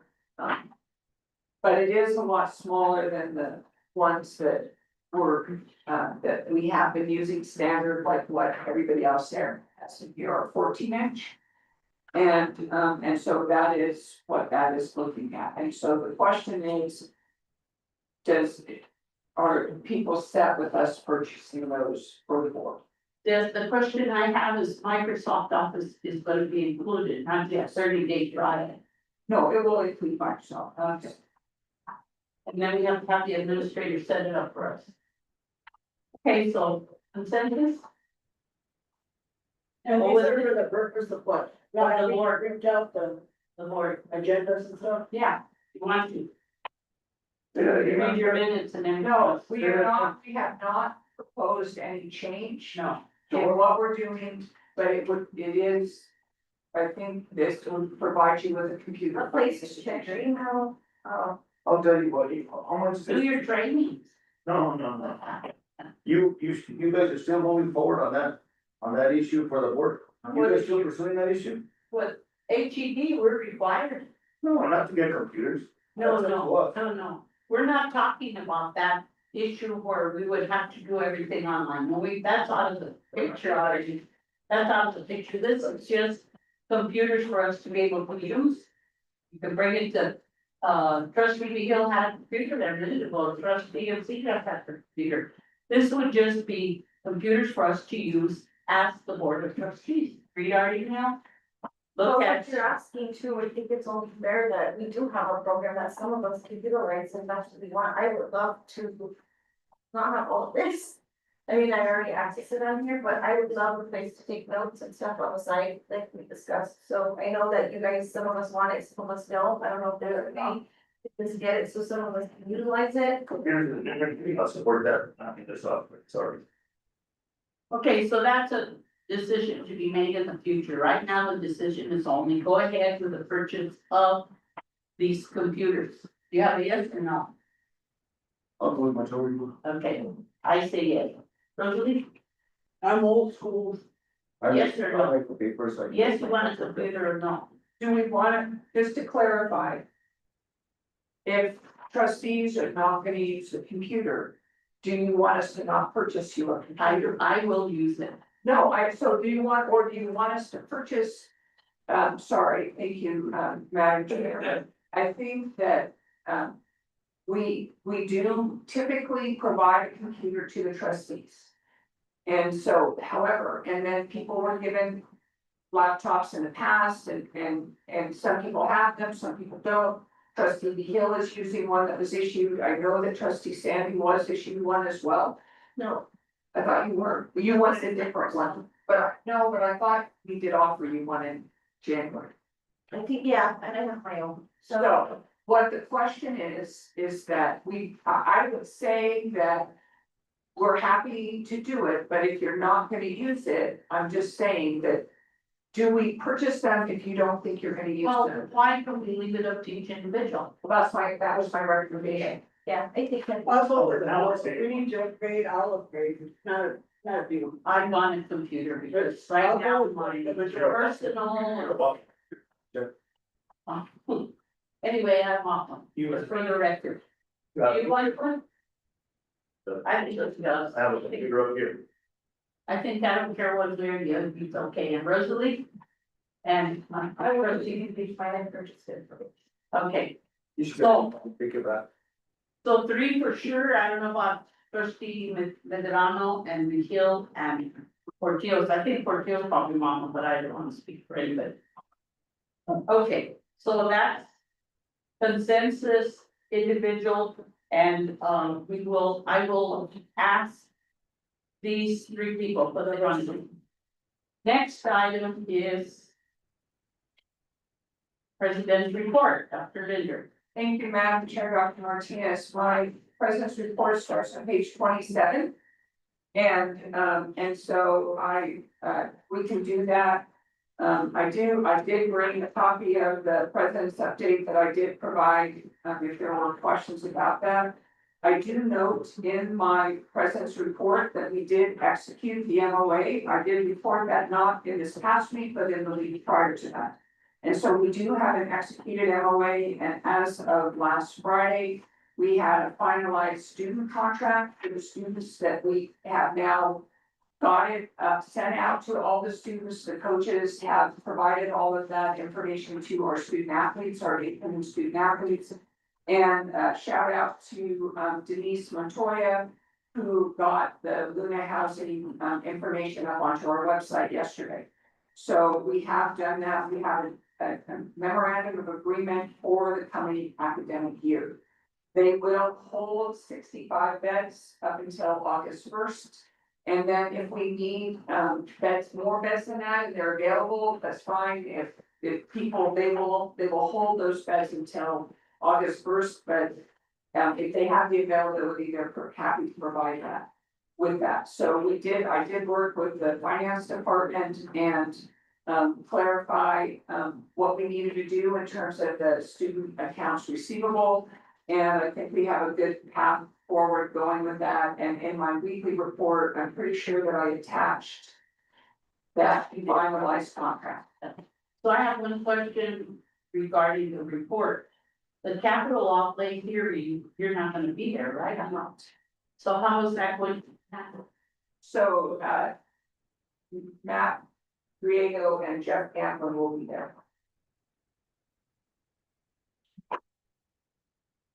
And you would be able to do Zoom for that. I'm gonna see if I can, and so I will see if I can zoom in on that. That is my plan. I did provide, so I am working with, looking at different options and exploring different options. I did hear from, Director Beach from the Department of Finance and Administration, and they will entertain extending that grant agreement, but it's not her decision to go to the State Board of Finance. So what we're trying to do is put together a new plan. I am looking at different options, and I am listening to the board's concerns, and I will take those forward in terms of looking at different options for housing and working on operationally what we're doing. I had mentioned the MGT feasibility study. We're waiting on that draft report from the HED. We have not seen that copy. Before you go on to that part, go ahead. I'm putting it at the bottom of the page. Continue, sorry. All right, no, that's okay. I did join the Main Street Day Las Vegas board. And so that happened in June. I did previously also report, thank you for your work on June sixth, was that June 16th? Yes, the special meeting on June 16th. did approve our FY 27 operating budget and our bars, and they did approve our corrective action plan. And we did receive all that information on July 2nd, I believe. And so I did get an update from, Sharice on yesterday, and today she's working on getting the budget completely loaded up into Workday. Our plan is to have that fully uploaded and operational by July 15th, right? I had mentioned already the website, that is a go live schedule right now for August 3rd. And so we're looking at that. In terms of the funding opportunities, did you have a question about the funding? Yes, I'm opportunities? sorry to see that, the childcare facility is not funded. Yeah, I'm sorry to see that as well. They funded 5 different institutions and Luna wasn't one of them. But it's free, right? Still free? Childcare is Well, free, this but we was want going to to be Sorry. for 2 and 3-year-olds. President Linder, before you move on, I wanna go back to that student housing. I know you, arranged for 65 beds. Right? I have them reserved 65 beds up until August 1st. What would have been the additional amount for students to engage in the campus life at Windsor Heights University? I know previously they had engaged in there, and I know there's a cost for it, right? But, and maybe not everybody wants it, like a computer here on the board, but Dr. Romero has presented us in the past with campus life, initiative and what they've been doing and stuff, but come winter, there's not much to do here in Las Vegas, so my understanding is that last year there was only 30, you had 30 beds at the hotel. And now you 25, well, we had accommodated for 30, but this year we have 65. Great, because everything there, that's how much. We had 30 rooms that were doubles. 30, sorry. I mean, we had 25 rooms that were double, but some of them were singles, depending if they were the coach or whatever. Also, So can I understand anybody who's putting their part security coaches in? Could we get a general cost? President Linder, to see what it would cost for the additional campus life initiative for Yes. supporting and. trustee, I don't know what they have, I mean, if they even have anything so- going on this year, but I'm just saying that. You know, see who wants to partake in that. our students will pay a $40 activity fee as part of living in the housing, and so any activity that's associated with student housing, which they have a lot of activities for student housing there, our students will pay that $40 activity fee. And so we are having them do that so that they can participate. They will not be excluded if there's a residence hall activity.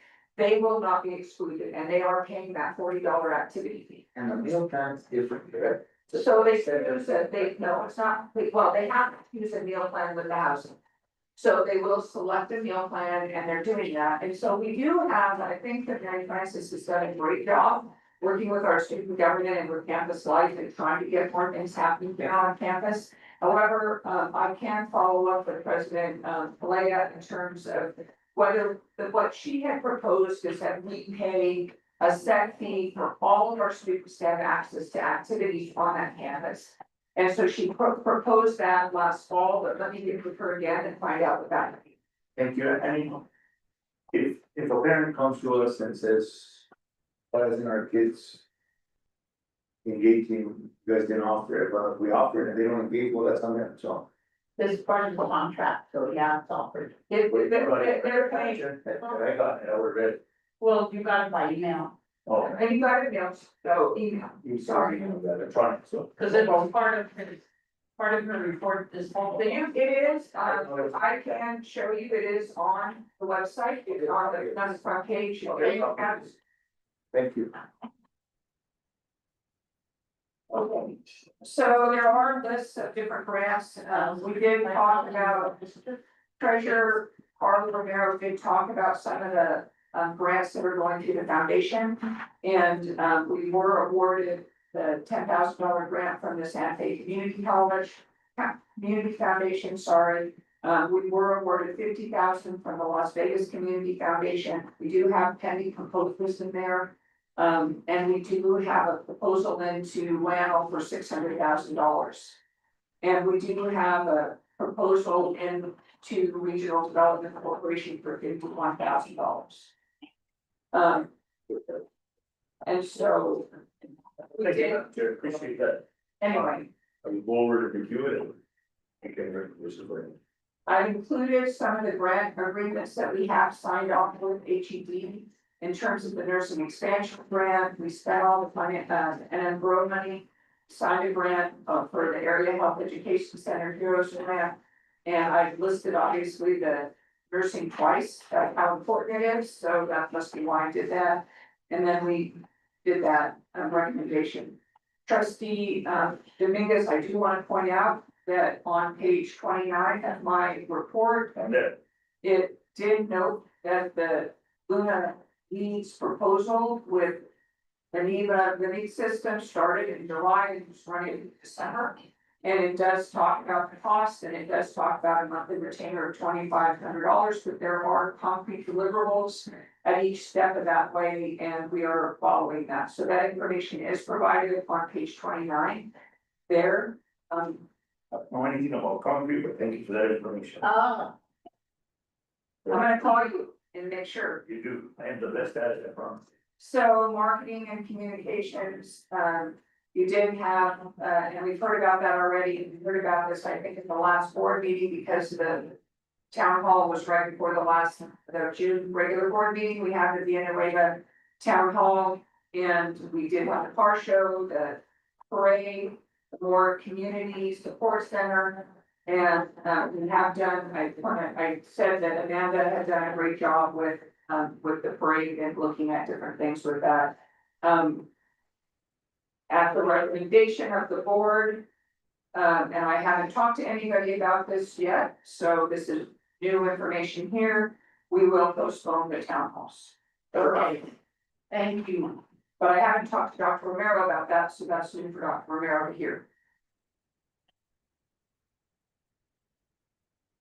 So, I do have, if you look through, each of my directors is providing a report. There's information from all of that. I've mentioned some of that. I do want to highlight that our athletic director passed 11 of his annual certifications for professional development. He's been at camps throughout the month of June, May, and June. He participated in working camps with a number of Division I coaches. He's got a good relationship with all of that.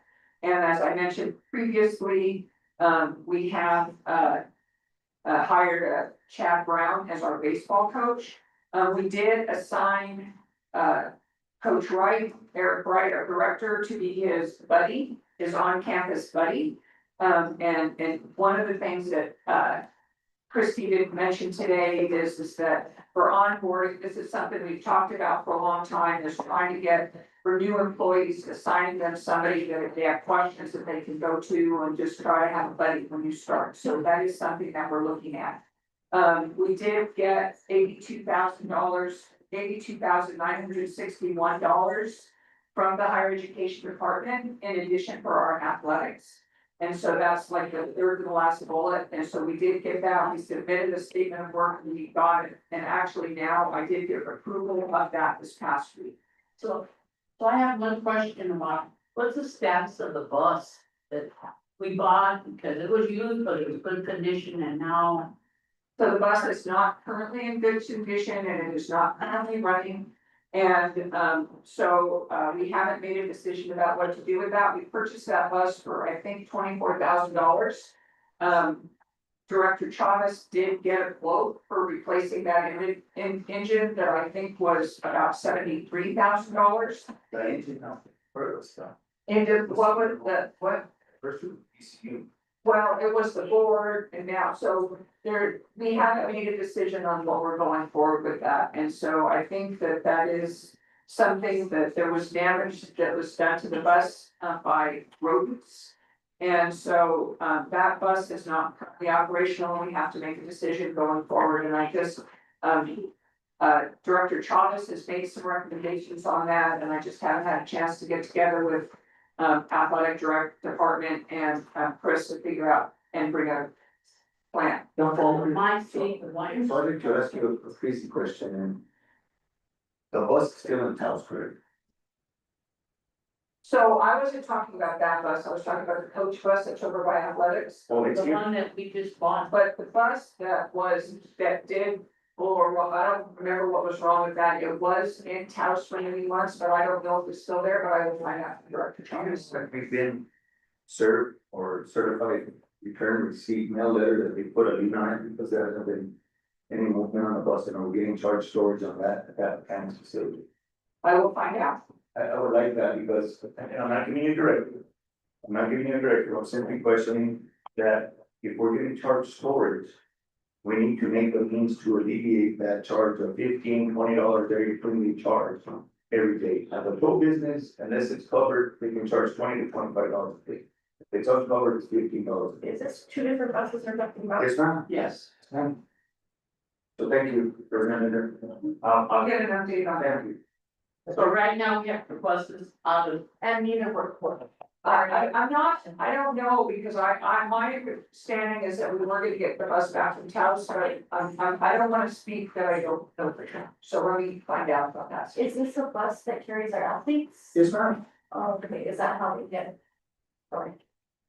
but there's two working The only one, buses for. the only one that is running in Mercedes. Let me get a full update on that and provide a more full update. Okay, I know they're not on trips right now, but they will be pretty soon. Yes. If you want them to be distracted, that's worrisome perhaps to have kids out there in the middle of nowhere. If you wanna look, and I did provide this in my President's progress report as well, sort of an update on different capital outlay projects, that's down on page 31.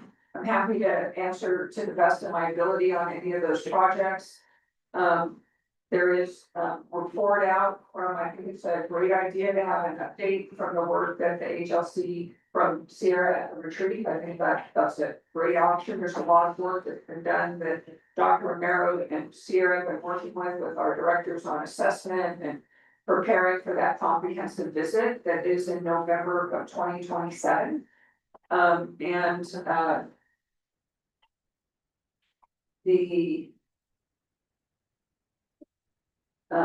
Let me see what else that's in there that's a highlight that I should bring up. There's a report on page 32 that talks about some of the things that Tanya Giddings completed before she left. I also, in my weekly report, provided that information. We're providing information for the upcoming general obligation bond vote that's in November. That was something that Tanya was working on and she's the lead, so she talked about that. And we are following up to make sure we give them all of that information. And so I'm sorry to lose her support on that effort.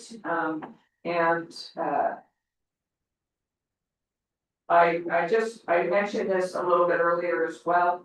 The Wildfire Resiliency Training Center did do courses at Santa Rosa Correctional Facility and Roswell Correctional Facility.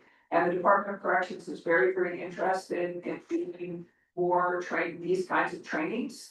And so we would like to have that happening. And then we did have the Youth Conservation Course Summer Student River Source Program. And I don't know if you came up the hill of the front, but if you look at that one area that has a lot of sort of soil erosion, those students really did a really fantastic job on working on rocks and putting up rock dams and different things, and it's beautiful, and there's a lot of things, and they're having their final presentation on Friday with the Youth Conservation Corps.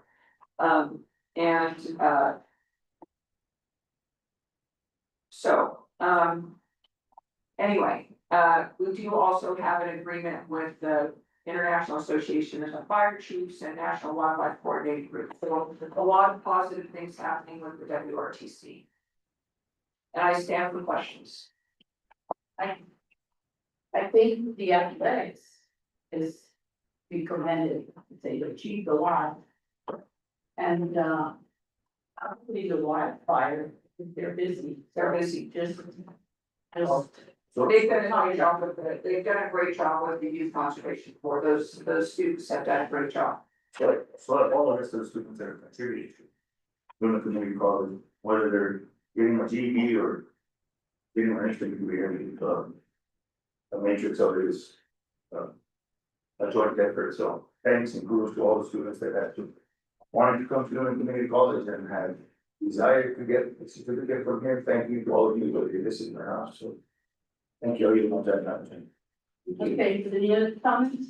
If not, then we can go on to the discussion action, disposal of copiers. Yes, and That's so, on page 42. right, so on page 42, you will find this action item for disposal of the copier equipment.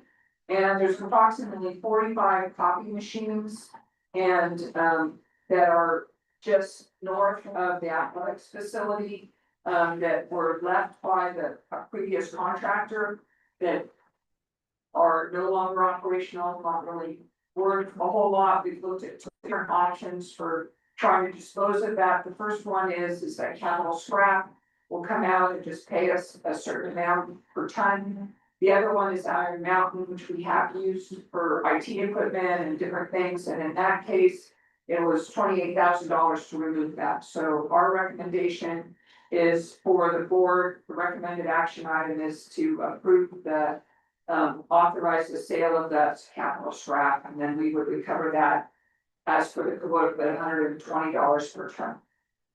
Trustee Dominguez? Madam Chair, I don't know where I am and whatever's from, but capital scrap is from Santa Fe, but they are, and they do employ people in our community. So my recommendation is to approve the recommended action for capital scrap for $120 per ton supported. I think that's a better outcome. I think that's a cheaper outcome. So that's the motion. Do I have a second? Second. Roll call? Madam Chair, Dr. Phyllis Martinez. Yes. Madam Vice Chair, Louise Portillo's. Secretary Mark Dominguez, Yes. Trustee Andrea Sadney. Yes. Did I keep you on pause? That's pretty good, huh? Trustee Hill. Trustee Rolando Medrano. Trustee Rosalie Ortega. No, we still have 4 items. No, but they get on there. Yeah. We're not.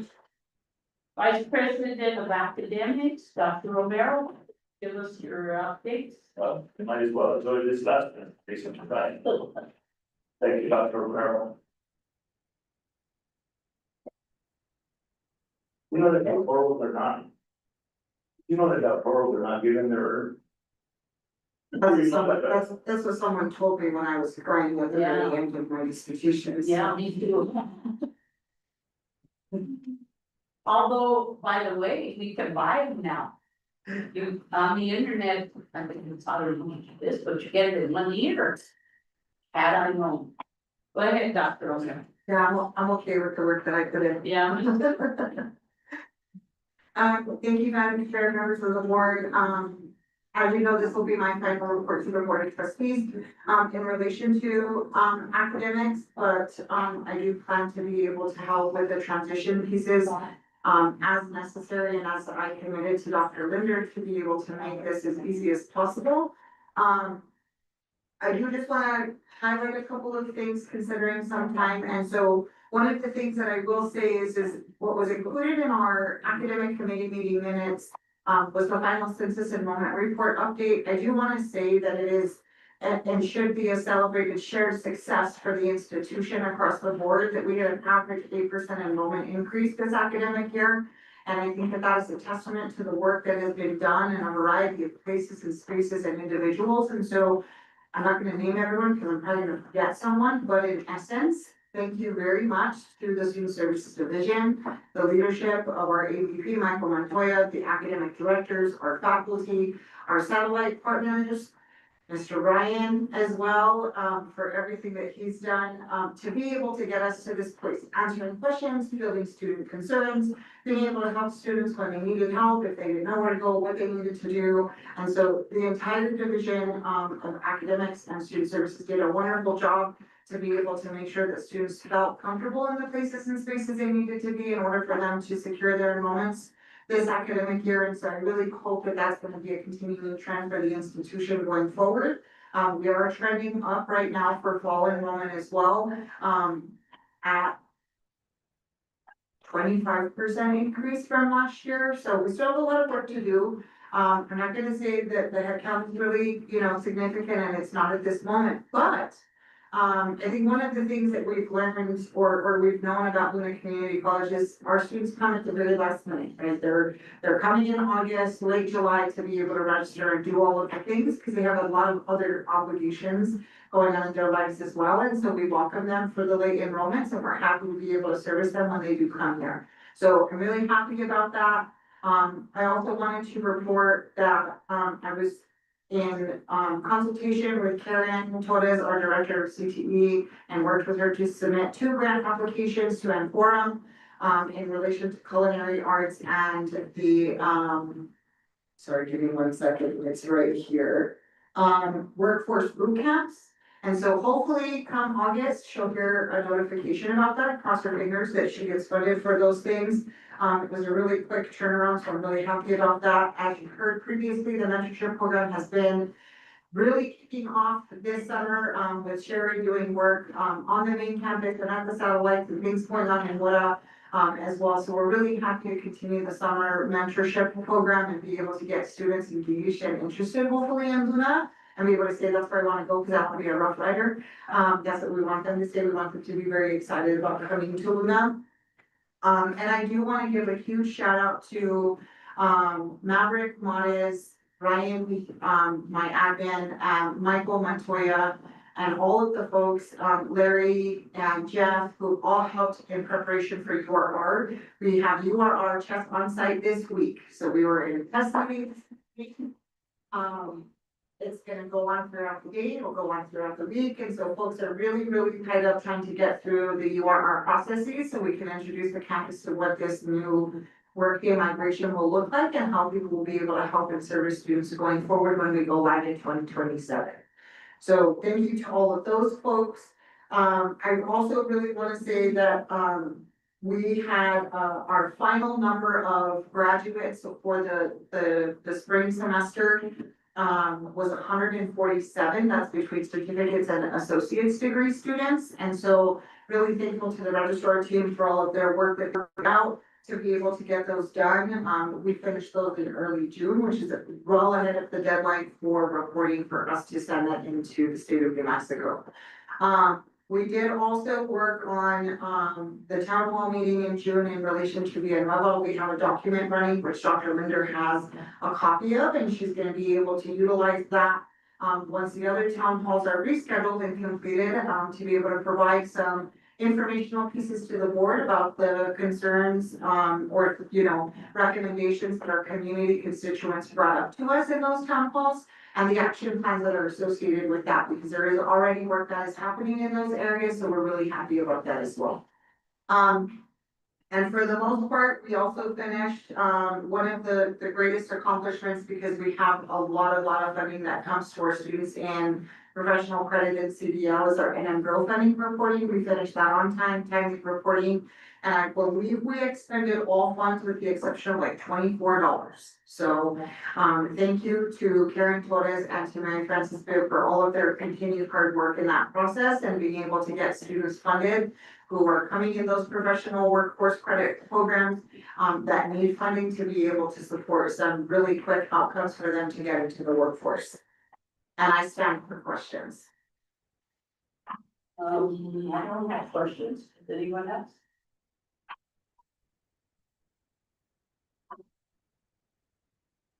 I wanna just, say that last week when I was handing out certificates for the Rough Rider main event, 3 of the participants actually already were Luna students. So they were enrolled already. I think 3 or 4 were already Luna students taking classes, I believe. That's awesome, very good. That was exciting. Then if there aren't any questions. Madam Chair, let me just say, Henry, again, to you and your team, you, Dr. Ramos, you might want to put the right words of the spending. Thank you for your expertise and your contributions to this institution. Thank you. Thank you, it's been a delight serving the institution in this capacity, and I'm sorry I couldn't be there longer. How long, Explanation. how long have you been? So August would have been a full 12 months, so I made it like 11 months. So, yeah, Thank you thank you. for that. You do you. Thank you. And, good luck on a successful career change. Thank you.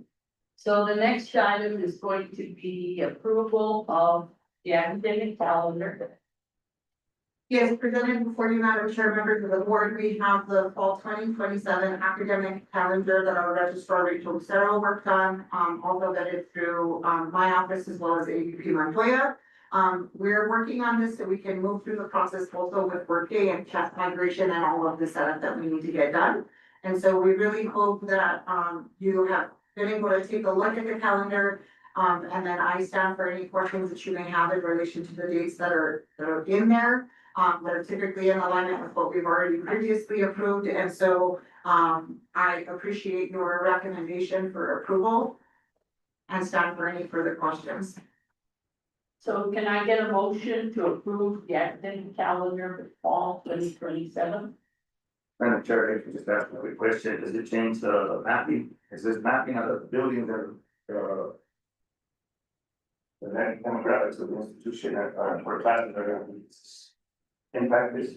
Not necessarily, so that process is done internally with the registrar's office, this is just to set up the dates, right, in order for us to determine what our calendar will be for that specific term. Yes, sir. Thank you.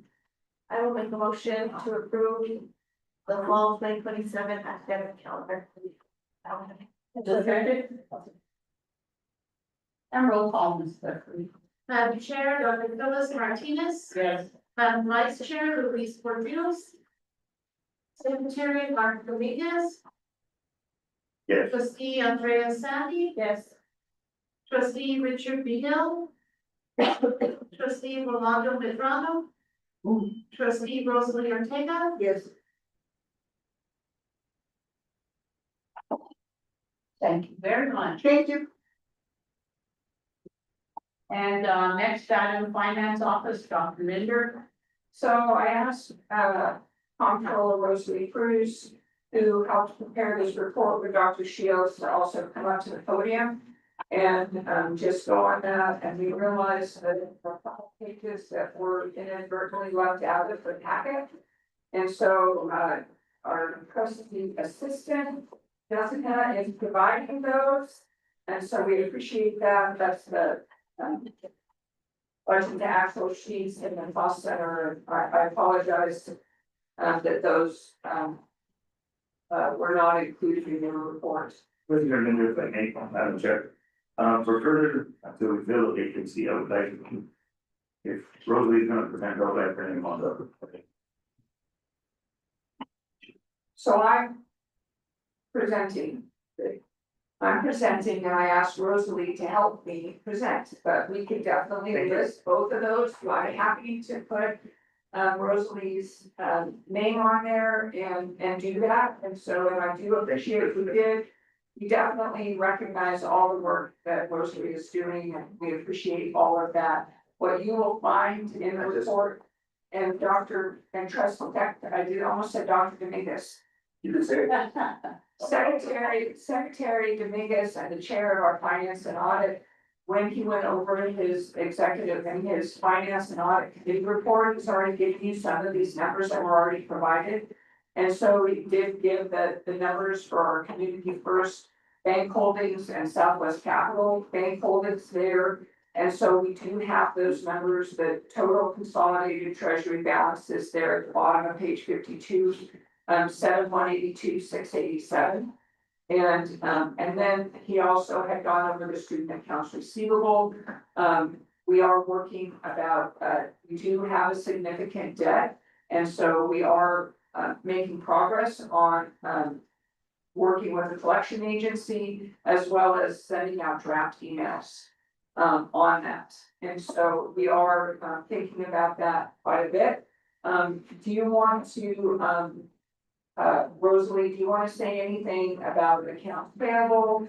And then we also do have Justin here about procurement as well. And so we have that in there as well. Is there, so we do, you wanna say anything about that, Rosalie?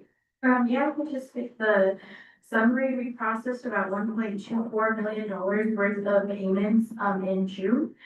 And, we are still working on closing out. We did put out a request that everyone, get all of their outstanding FY 26 invoices and everything over to us by the end of last week. So this week we are working on finalizing all of those payments and getting everything out so that we can, close up fiscal year 26 on the accounts payable.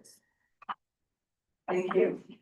And then the procurement report is put together by our director of procurement, so we appreciate that. And so I don't know if Justin, you want to say anything about that? He has been working hard about closing out the last year, but I also want to commend Justin that he spent a lot of time on training and providing documentation, not only for procurement, but also for travel. So I just have one question before we go on any further. Operational funds at community bank are going to be $2,683,000. And the other funds that we have at community is going to be $2 million, which we have CDs. We have CDs. Okay, Yeah. all right. Good point. Anyway, and so we do see, the information there in terms of the monthly procurement report, and Dustin has provided contracts that were over, $15,000. Do you want to add anything, Justin? As far as the procurement department as a whole, I think we've seen a lot of improvement in the processes throughout the last 2 years. Using Workday, probably a year now, I guess you could say.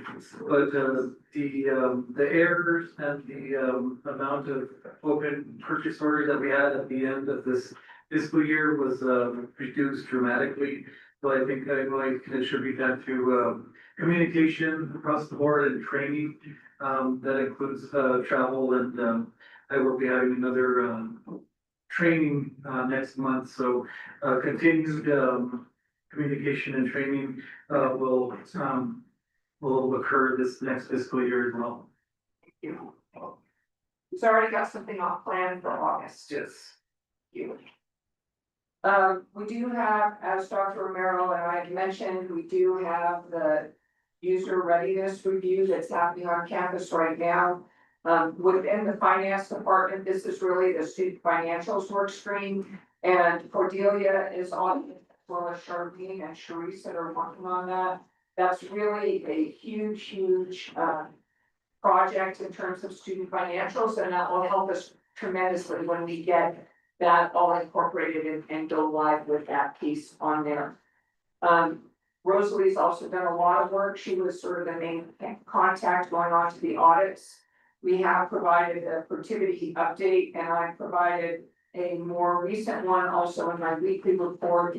But we are making progress on that. We've had some individual meetings with productivity with the team to work on some of the areas.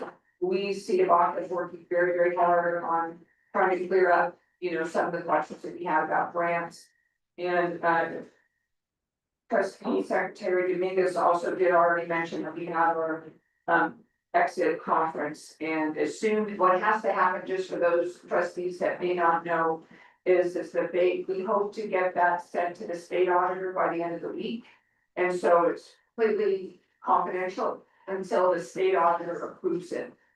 And then there's a 5-day sort of waiting period, and we will probably waive that so that it could be released. And so there will be a report from the auditors that comes to the entire board. And what Trustee Dominguez mentioned earlier is that our auditors are willing to come in person if we want that audit to be done, audit report to be done in person, or they could also do it via Zoom. And so I'm not gonna say for sure that we can do this in August. It'll just really depend on the timing of the state auditor, but it should be August or September that we will have that. Any other things you want to say about the audit, Rosalie? I just wanted to put on the radar, that we meeting was supposed to be there on track to finish by their deadline of end of August. Just the, you know, the very basic field work for fiscal year 25. We are budgeted with them until the end of August, and so they are, like I said, on track to finish by then. But Dr. Linder and I plan to have a conversation towards the end of this month. That way, if need be, we can bring that to the August board meeting if we need to extend, but thank you. The other thing, and then we did hand that out, we do give you a budget to actuals report that is this pie charts on the bottom, if you have any questions about that. It looks like if we're looking at actuals and if we're looking at sort of what we've spent, we do feel like we are on the positive. Our revenues we're at 93% of what we budgeted, but our expenditures were at 83%. So we're looking pretty good doing that. I think there's a lot of things that had happened this past year that are contributing to that. We do have some vacancies, but we have a lot less vacancies than we've had in previous years. And then trustee Dominguez, you had also asked about our grant, how much grants that we have, and on page 6 of this document that Mr. On just passed out, it does show that we have a total of about $3.382 million in grants at this institution at this time. That's a financial summary of how many grants. Oh, 2, 1.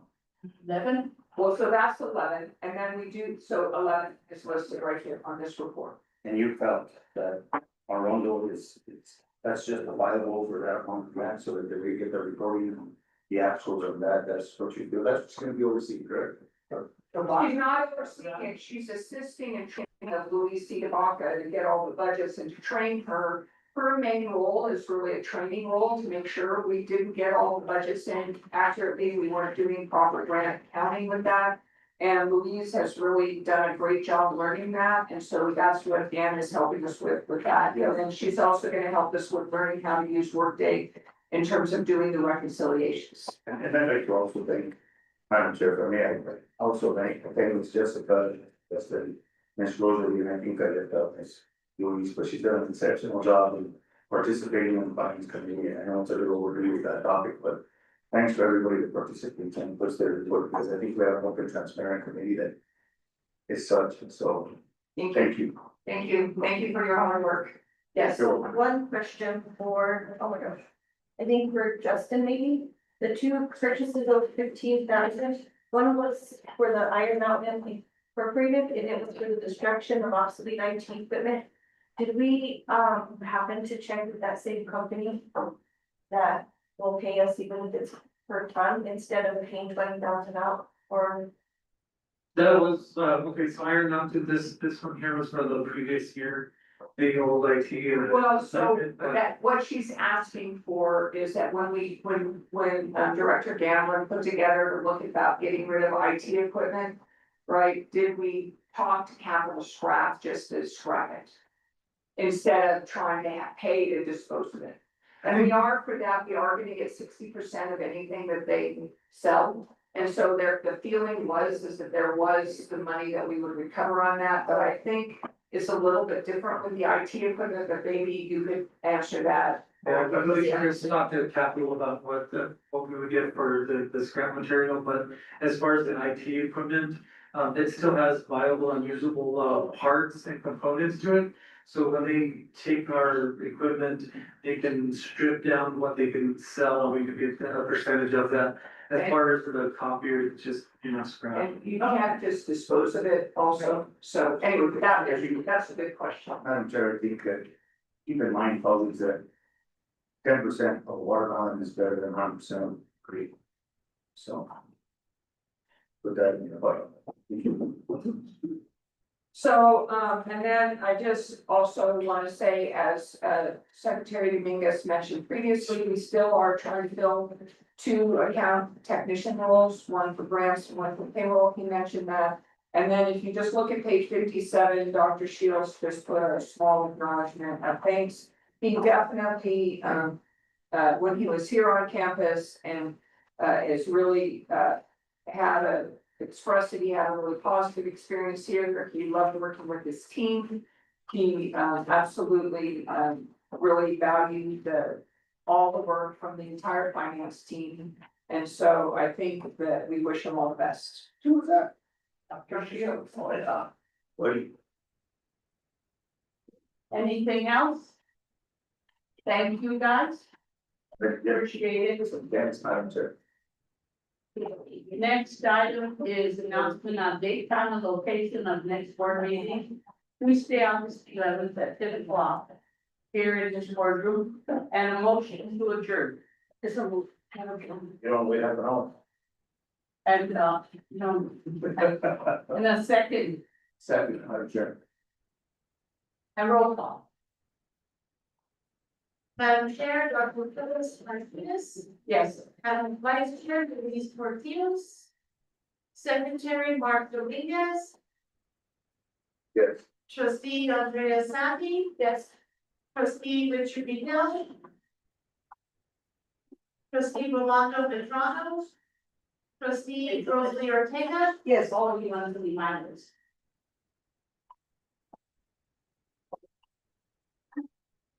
Then, the meeting is adjourned, and it is very late. 1:31.